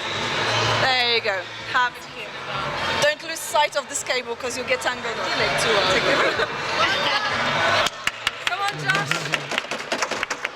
Just get everyone's name and then just ask them what they want to talk about. What's your name? Julian. Jean. Jean. Aisha. Aisha. Faye from Ghana. Faye from Ghana. Stuart. Nina. Selena. Nina. Lena, sorry. Siwing. Siwing. Carmina. Amina. Chada. Shada. Rasika. Jessica. V. V. Mikey. Niralian. Niralian. You involved? Aaliyah. Alright, full house. And plus some. You involved as well? Sorry? Do you want to get involved? Yeah, but just... Come on. Yeah. You might as well, you're here. I'm Layla. Layla, yeah? Alright, cool. Alright. I'm gonna ask you guys, what's your favorite type of night out? Just give me something to break the ice. You know what I'm saying? Would you like to go out? Is it comedy? I don't know, football, music? Sorry. Yeah, I'm gonna start from where I started from. I'm gonna start with Julian. What's the question? Like, what's your favorite thing to see on the night out, like an event? Oh, let me think. You know, shall I come back to you? Yeah, yeah. Go to the next person. I really love like intimate, what do you call it? Music, concerts, intimate concerts. I get it though, cause like there's different types of concerts. There's like festivals, and then there's like and then the smaller venues. yeah, smaller venues. This is sounding crazy. I'm so sorry, I need to go to the loo and not Oh, it's fine. No. You come back? Are you gonna? Yeah, cool. I trust you come back. It's no biggie. But you guys, you know what I'm saying, if you're gonna go, and actually gonna go and then give like final thoughts as well. Get closer. Let me get closer. Yeah, sorry. Okay. So intimate shows. That's like a good small one. Concerts. Small Where concerts. you can actually hear the music, kind of What be do closer you to like? the Like Shoreditch and that. Yeah, Shoreditch. Camden has some good ones as well. Camden as well. Alright. Yeah.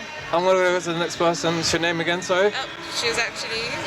Oh, you got one. I've got something actually about concerts. What I quite like. I think I've never been to this, but I'd like to go. It's I think Sofa Sounds they're called, right? So it's like they create like a cozy environment to listen to music. There are artists playing, and I sometimes wonder about the British Library. Could they just have like more of a rug? A nice lamp, just like a bit of a cozy vibe and a bit of music, so it feels like you're at home. This is a place of study though, you know. We've got to be studious around here, so we have to have desk workspaces. We can't be too cozy. But maybe it's something for the future, you know. More immersive rooms for all people, you know. All users of the library and that. Sorry, my guy. That's my fault, probably. Just hold it like that, yeah. Yeah. Oh, so I tend to be a like homebody given my age kind of thing. But in terms of like going out and new experiences, like I think one thing I want to try is like a house party, maybe Stormzy's kind of house party thing. So that kind of looks cool. House parties, that's old school. Is it? Oh. Yeah, cause you know what? Like I don't know, like people, cause people like the Airbnb scene and all these type of things of holding them and that. I don't know. People trying to do them in our own house like that anymore. I think it's the way it's been designed, like, where you have like different pockets of different rooms. Are you talking about like the social media house party? Yeah, I get it. I thought you meant like real house, because I was asking that about events that you could in the real world. But you're talking about the metaverse, and I respect that. That's the future. Where's the bomb sound for that one? I have to. Oh, I forgot already.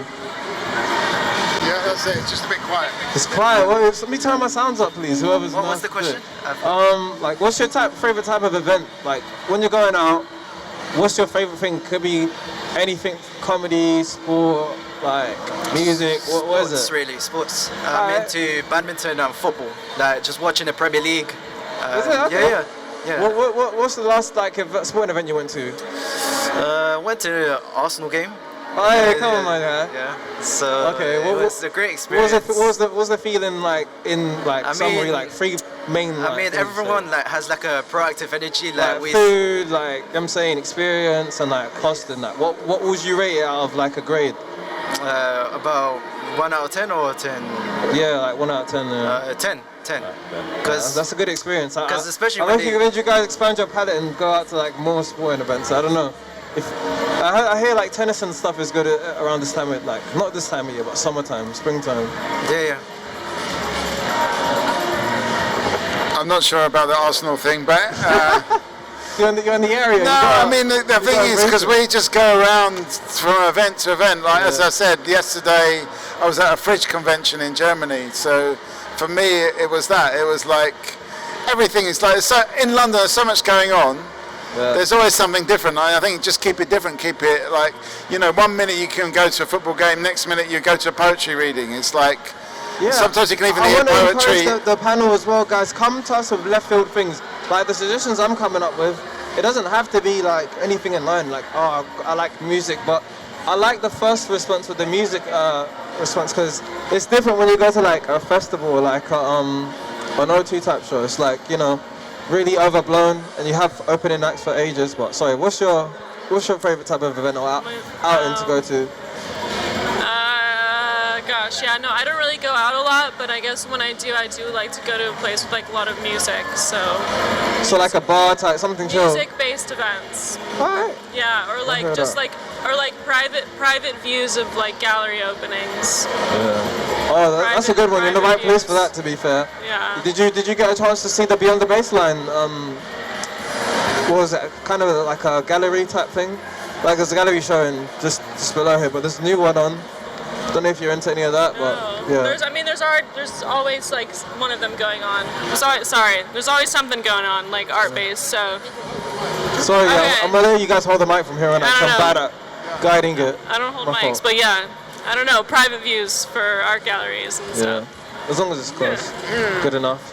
I prefer going like outside of the UK to events now. So like I've been like Amsterdam. I wasn't into techno before I went there. I was like, oh, techno, music. Yeah. Nah, that's not me, you know? Yeah. I'm from Croydon, I'm from South London. That's not really like my bag to be in that sort of place. Like, but I thought, okay, let me just get outside my comfort zone and see what's going on there. And actually, they love London music there, and they're mixing it into the techno. So it's not only it's also like that's not me, like, you know what I mean? So remix. So yeah, I was enjoying it. I was like, what? This is crazy. And you know, there's a lot of people having a good time. The energy is just a lot less judgmental. I feel like in London there can be that energy, you know, where like people are a bit like trying to act cool and like sit in the corner of the room. They have a whole different artisanal vibe. Like, you don't have to.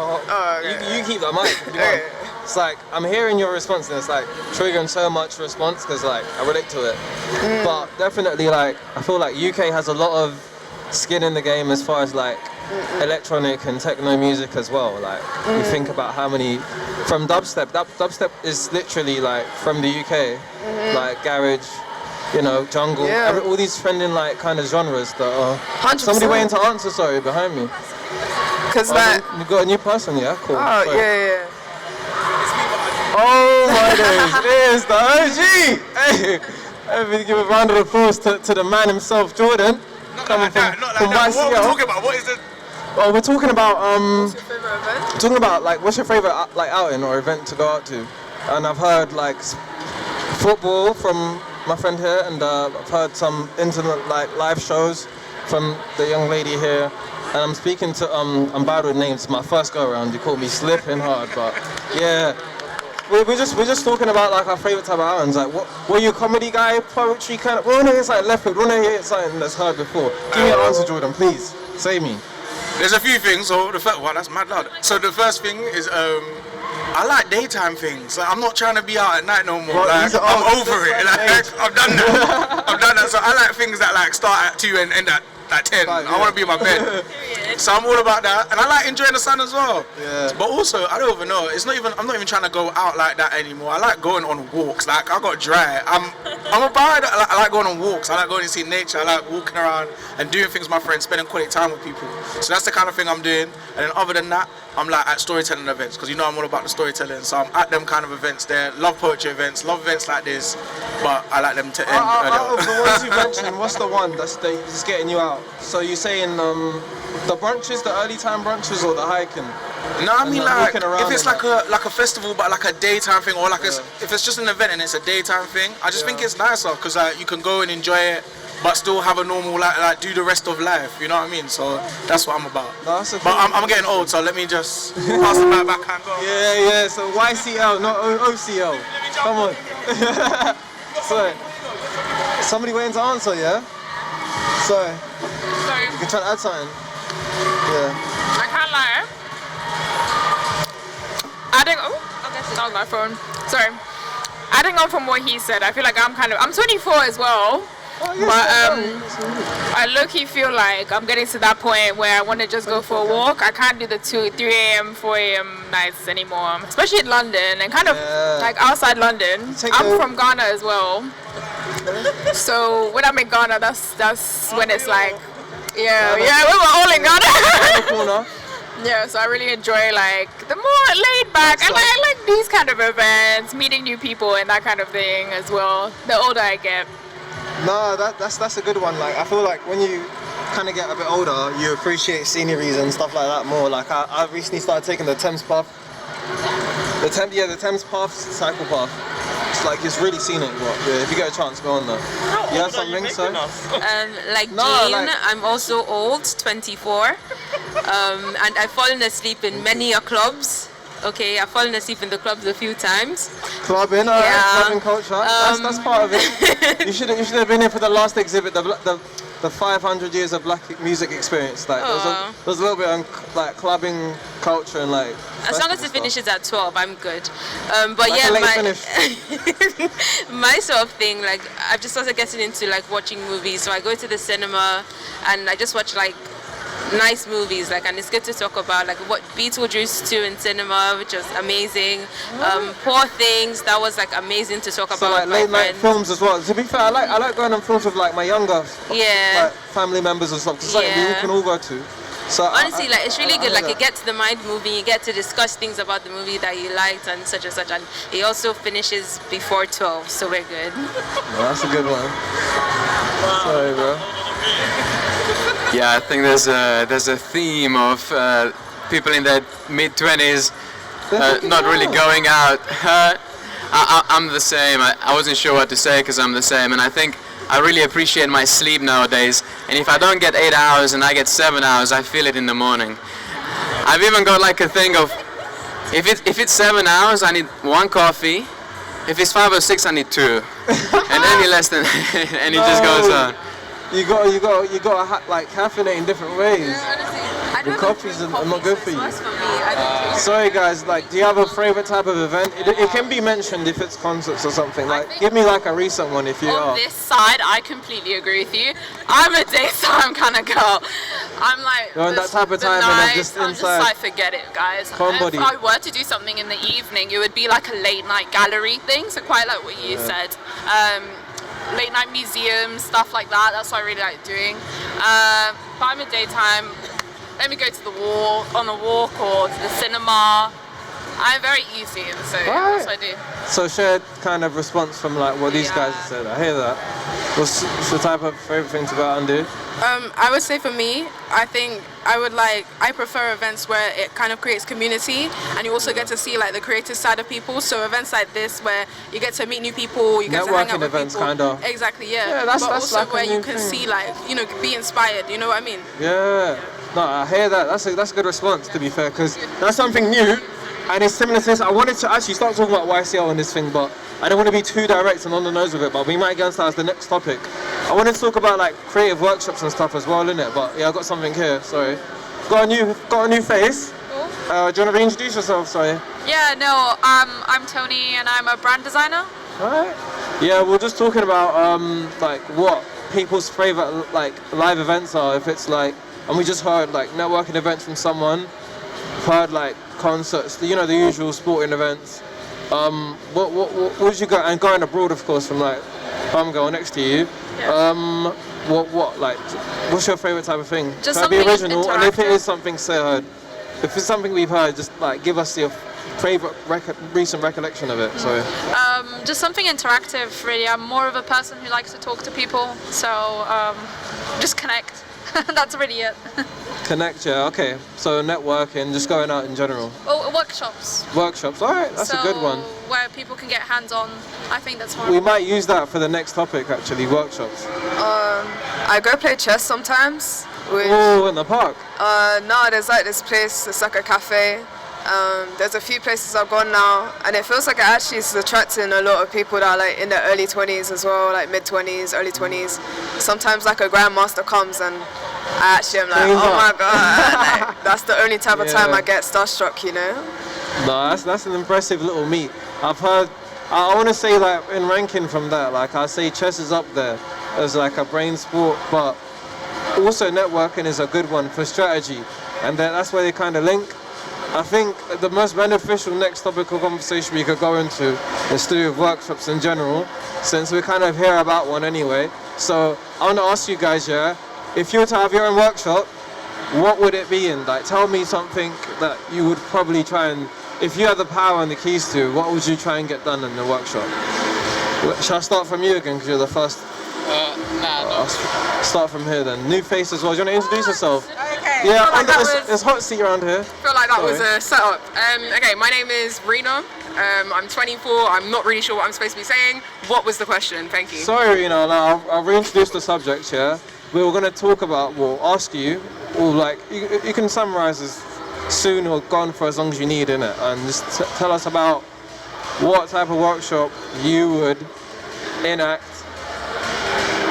if you had the power to, basically. What type of workshop I would be at if I had the power to? Be at or like introduce, like what skills you have from your, like, because I don't know, I know you're Rena 24, but I want to know kind of what your interests are. I feel like theatre or like okay, cool. So I don't know, theatre workshops. I like webtoons. I like music, theatre, plays, stuff like that. That's kind of what I'm into. So yeah, do you want to? No, I just had an idea because, sorry, oops, lost the mic. I got it. In the last session we were hearing about like love letters, and there were so many young people that just didn't have any experience of romance. So I think what the young people need is like some coaching in that, because so they like don't. an advice line. Yeah, like how do I get together? How do I find my partner? Because I think they're struggling a little bit. Yeah. Is that the answer though? Yeah. So that's the workshop. I'm not saying that I could teach it, but I'm saying that's what I think people of the age of 24, except most people around the table seem to be. That's the one that I would deliver or commission, because it wouldn't be me teaching it. So like, how to date in 2024. Yeah, well, how to write a love letter, or how to be romantic would be what I would do. Yeah.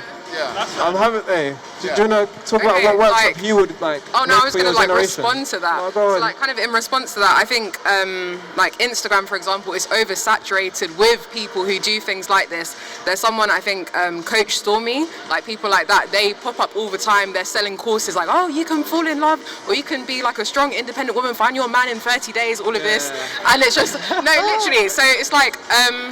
I think young people don't need this. I feel like young people need to be more independent. I feel like they need to follow their own minds, but not just following their own minds, but having a path that they feel confident to go down. Exactly. I don't think you necessarily need to be attached to a person or to have a great like love experience. I don't think it's necessary for I guess character that comes with development. the growth of like social media, kind of like embodying every kind of aspect of human life, and that what you consume. Yeah, you've got a couple of friends, by the way. Purchase things, but we've got some more people just busting. Come on. So Faye from Ghana here. What I want to say is I totally agree that sometimes. Oh yeah, sorry. Okay, cool. I totally agree that sometimes you don't need sometimes it can be inauthentic when you have that sort of workshop, but for some people it's a sort of start off a 10, it's a sort of like confidence thing, because let's be honest, dating or falling in love, well actually let's say dating is a strategy thing, falling in love is obviously a natural chemistry thing. So I'll support the love letter. Maybe might change the name, like how to get more riz, I don't know, whatever the new term. That's marketing right there. That's top-notch marketing. He's thinking. I know it. He's got a plan, he's got a vision. Somebody who's got investors helping land the minerals.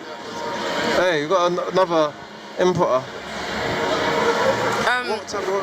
So like on the theme of what people have been talking about, having difficulties with like confidence, doing certain things, I think if I was to make a workshop, not me doing it, but like have someone do it, it would be about creativity, innovation, and confidence. Because I feel like in an age where social media is very oversaturated, I feel like a lot of the time we're like, oh, I don't know what to do, let me go look for ideas. But sometimes the best ideas and the newest ideas and the freshest stuff come from within. And I think having a workshop that allows people to be able to tap into that and figure out, how do I innovate new ideas? How do I come up with stuff like that? With workshops, kind of, sometimes I want to counter that, and it's a bit pragmatist. I don't want to shoot down the idea because I think it's good. Sometimes they, like, as seen in America, those types of boot camps with confidence and that as the center of it, they get a bit cultish with like a certain type of leader and coach. Yeah. But also,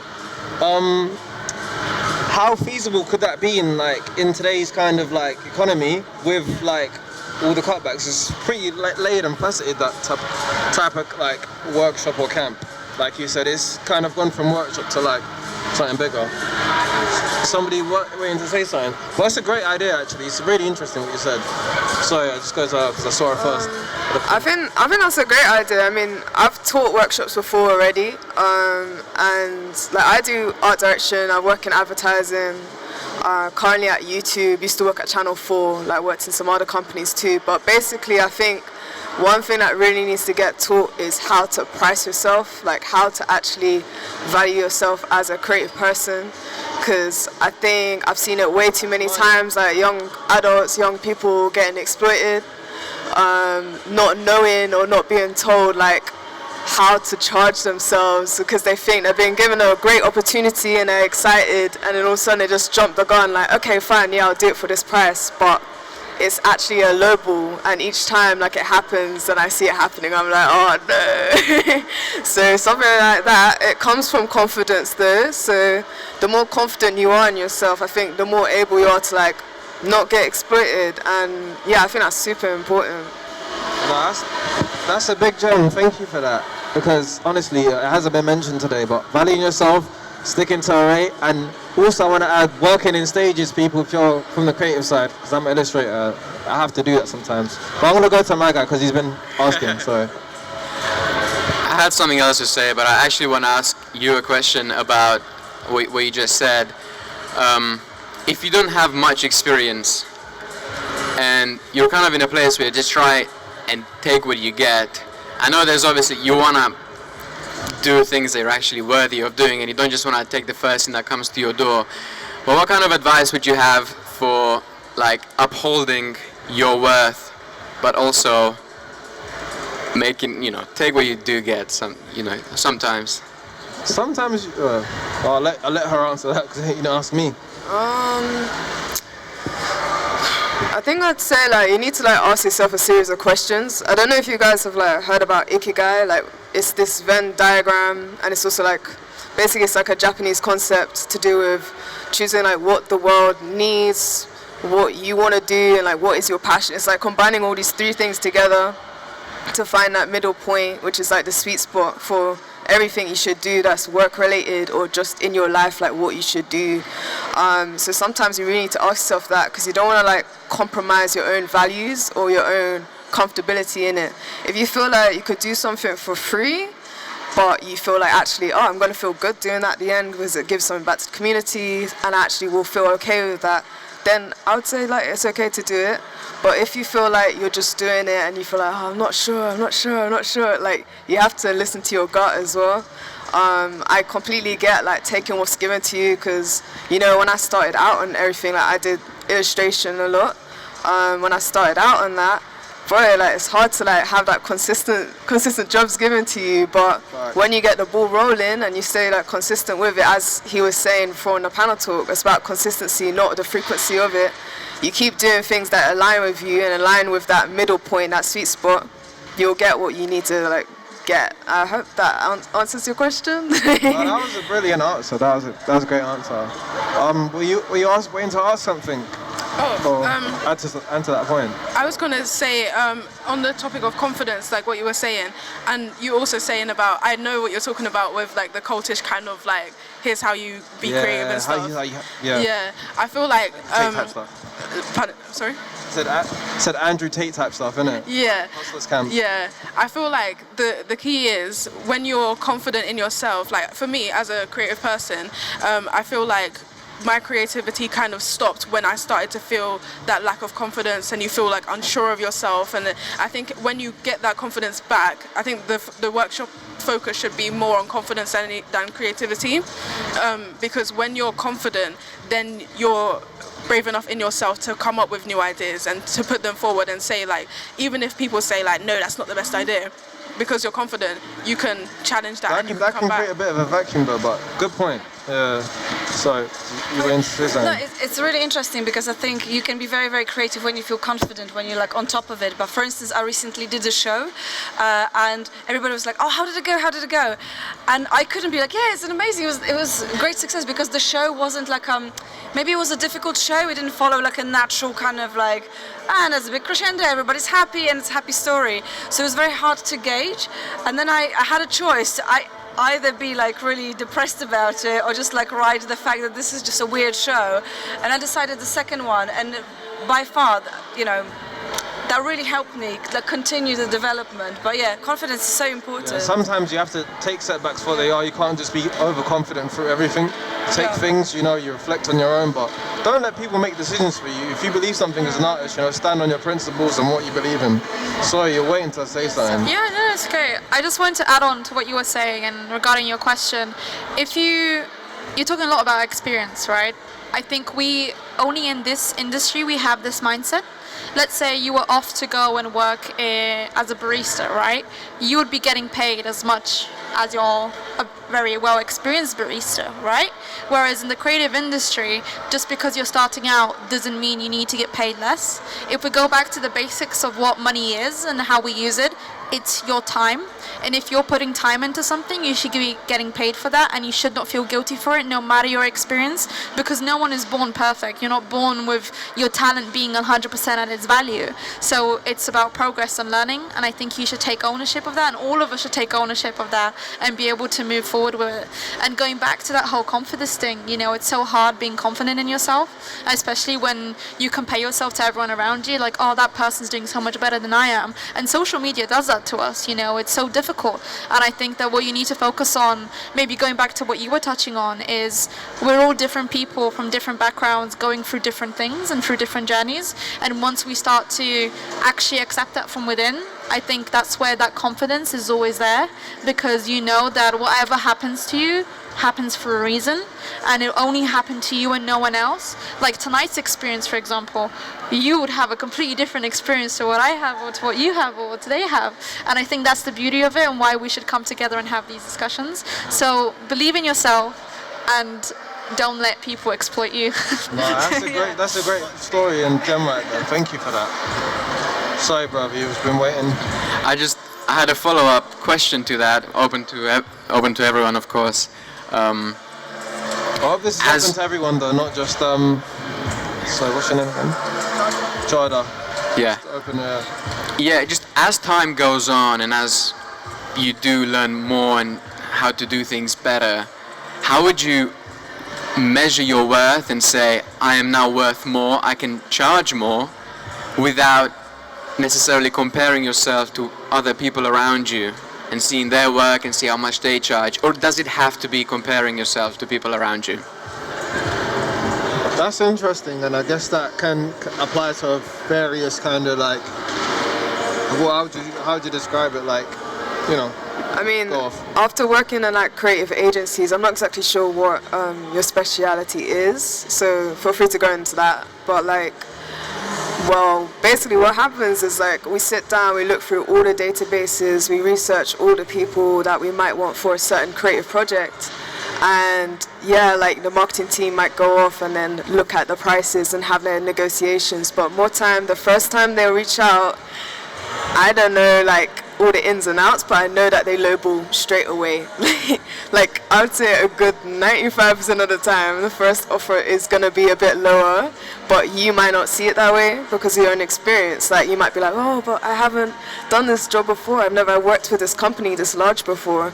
So it's okay to kind of like argue back against that. But I think one thing to bear in mind is like, as was said before, like you actually could just start off high if you really, really believe in yourself. Like I have a hot take, and it's that a lot of people who are like super confident, super famous right now, I know people who are like more shy, and they could be charging like 10 times more than these people, but because they're confident, it's infectious. Do you know what I mean? Like that confidence is infectious. Like, oh, he believes himself that much? Damn, maybe he's worth it. So you have to bear that in mind as well. Like, yeah, there's an element of comparison because you might not want to like lose your clients to a competitor, but also if you really, really believe in yourself, it will spread to that person as well. Yeah, if you believe it, price it straight. Final thoughts from one of the people leaving. Just want to bless them. I think the circle is very cool, very nice. But and thank you. Final thoughts in terms of like, I don't know, like the event, like making workshopping and what you. Yeah, I think this is a great space. Like obviously, like a bunch of people together, being able to bounce ideas off of each other, coming from different skill levels. Like I'm 20, I'm still in university, and there's people here who are like deeper into their careers, people who are still starting out, and I think having a space where people can come together and bounce ideas off of each other is really valuable. So Alright, thanks for coming today. Have a safe journey. Bye. Alright, I'm gonna switch it, guys, so we can get everybody more involved. We've kind of spoke about events, we've spoken about workshops, spoke about, you know, quite a bit of stuff. What's your favorite type of medium to like work in? Just tell me more about yourselves. I want to like learn about you guys who are left behind. Where should I start from? yeah, that side. Your favorite type of what? Type of like medium, like what do you like to make or create like in with? I feel like I've been yapping so much. You've been talking for so long, innit? Yeah, I'll let somebody else talk. Sorry. No, you come and I actually have something to say that's connected to the previous topic that we were discussing about getting paid and stuff like that. So, I mean, I've been straight up told that I should expect to work for free, right? Because I'm just starting out. And sorry? Well, like film, you know, stuff like that. So, having confidence is great. But then, like, I think it's also about this community part where, like, okay, if I don't do this for free, there's like, I don't know, like 100 other people that would do it for free, right? So, you know, and it's also like you have to take into account, like, sorry? Fear of missing out, like FOMO. Yeah, you know, like that's also like, there's also that aspect of it where it's like, you know, so what do you do about that? Because, you know, it's like, I feel like it's something that everyone has to be on it, for it to, you know, be something, a thing of a past, for example. Does that make sense? No, definitely. Like, so what would you, group incubations. like, I'm interested in your opinion specifically, so, like.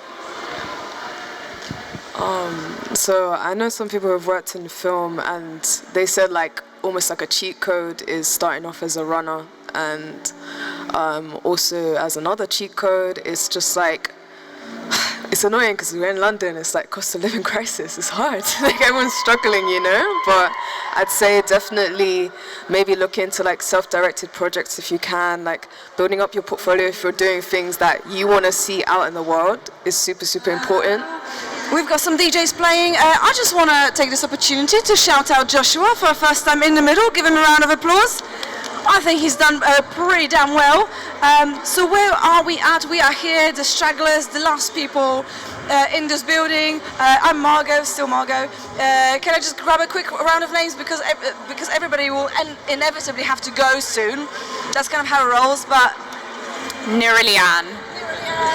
Layla. Rena. Nina.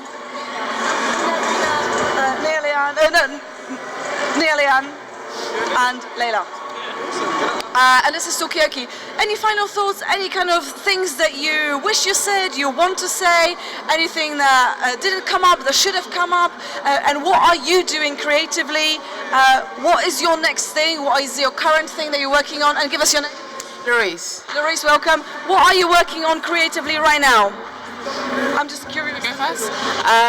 I'm a filmmaker, so currently I'm working on a documentary, and then I'm also looking into full-time work in the film industry. Okay. I mean, may I ask you, what is the documentary that you're working on? What is the main concept? So I'm part of a documentary competition, and my concept is tackling equality in London's cycling community. I studied in another city that was in Cambridge, that's a capital, like the cycling capital in the UK, and I just recognised there's so much inequality within the cycling community, and then I look at London and I just see there's so much disparity. So that's what I'm interested in. Yeah. Okay. So cycling, apparently a good subject for a documentary. Good luck with that. I mean, What are you working on? Is it documentary? Is it nothing to do with film whatsoever? Is it something to do with cycling? It doesn't have to be, by the way, I just say that. Hello, welcome. Yeah, we were there in the beginning. What are you working at the moment? I mean, I just graduated from film school, from art uni, so I'm also in film. But yeah, I'm not like in it professionally right now because obviously it's very hard to get into it professionally. So I just like personal projects right now. I mean, is there any particular kind of branch of film, the film industry that you're interested in? For you, obviously, is documentaries. What is it for you? Is it a particular favorite subgenre? Just experimental, like non-linear narrative type of film. I mean, as an expert, it's a shame that we switched off our screen. Can we pop it back on? Mikey, can we pop the screen? Because I'm just curious, because we just realized that we've got some film art happening on the screen, and I mean, how do you rate it? Is that something that would fly out there in the art world, proper art world? I did see it earlier. It is very soft horror, isn't it? Oh gosh, yeah. What's better, the stripes where you can't see yet? Like the colors. You're right. Yeah, okay, so we've got some video art here.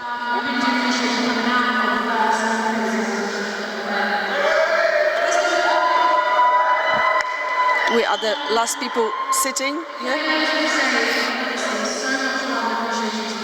Roger, yeah? Yes.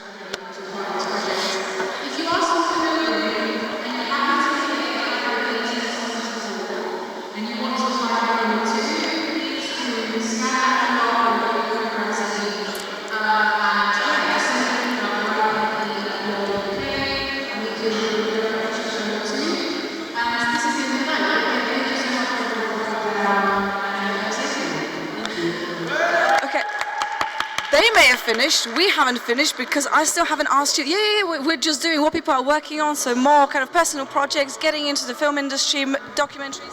What are you working on? So currently I write reviews and post them on my website as well as on like TikTok and Instagram. So various things, but eventually I want to be like working in TV. Like I want to write, not necessarily films, but I want to have like my own TV show. So like being, like I guess heavily involved in the process, hopefully, and just stuff like that. Can I just ask you, as we're sharing this microphone, is TikTok a good place for reviews? Are people tuning into TikTok for reviews? Yeah, I mean, I guess on TikTok you can get views for pretty much anything, so you can find your audience and like have your own niche on there, so it's quite useful.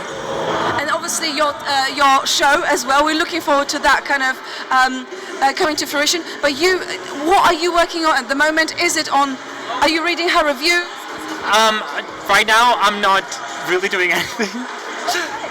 I exist. I've studied acting, so I'm eventually want to try getting into that. But right now I want to try looking into costume design and modeling and like fashion design because it's something that I've kind of looked at in university, but I haven't like delved into it. So I want to try doing that. But yeah. Okay. Is acting helping you? Has acting training been helpful in getting into fashion industry? In a way, because I've done the costume design for the shows that we've done, and I also got an internship for costume design. But not that much. What has really helped me is that we've done a lot of stuff on like how to create our own production. In this case, it was like a theater production, but your own like artistic like company, how to sell it and how to like promote it. So it's something that can really apply to like anything, I feel like. So yeah, it's helped. Okay.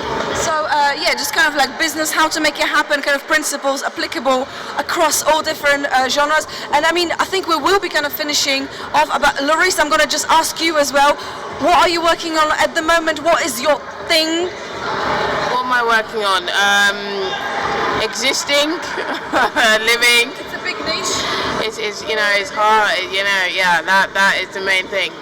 Yeah, existing. Any more than that? Any more kind of new ones? Just existing. Pure existence. There's future in existing, I believe.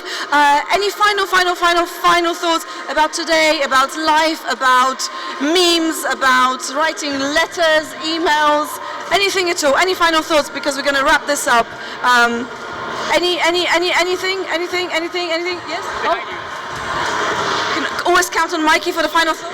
No, it's been a great session, and I was just actually saying to Tanika, so many great ideas, and she's going to listen back to what people have said and actually try and incorporate that in future programs. But to me, I'm just overwhelmed by the creativity of the things that people have said and the sensitivity as well that people have got. So I'm well impressed, and it's nice to get a new face in the middle of the table as well. So it's been a great evening for me. And great hosting from you, Margot. And that's all I've got to say. All right, unless there are other burning final thoughts, we're going to wrap it here. And it's a wrap. All right, cheers, you guys. Thank you. Have a wonderful evening and good luck with your projects. See you on the next adventure.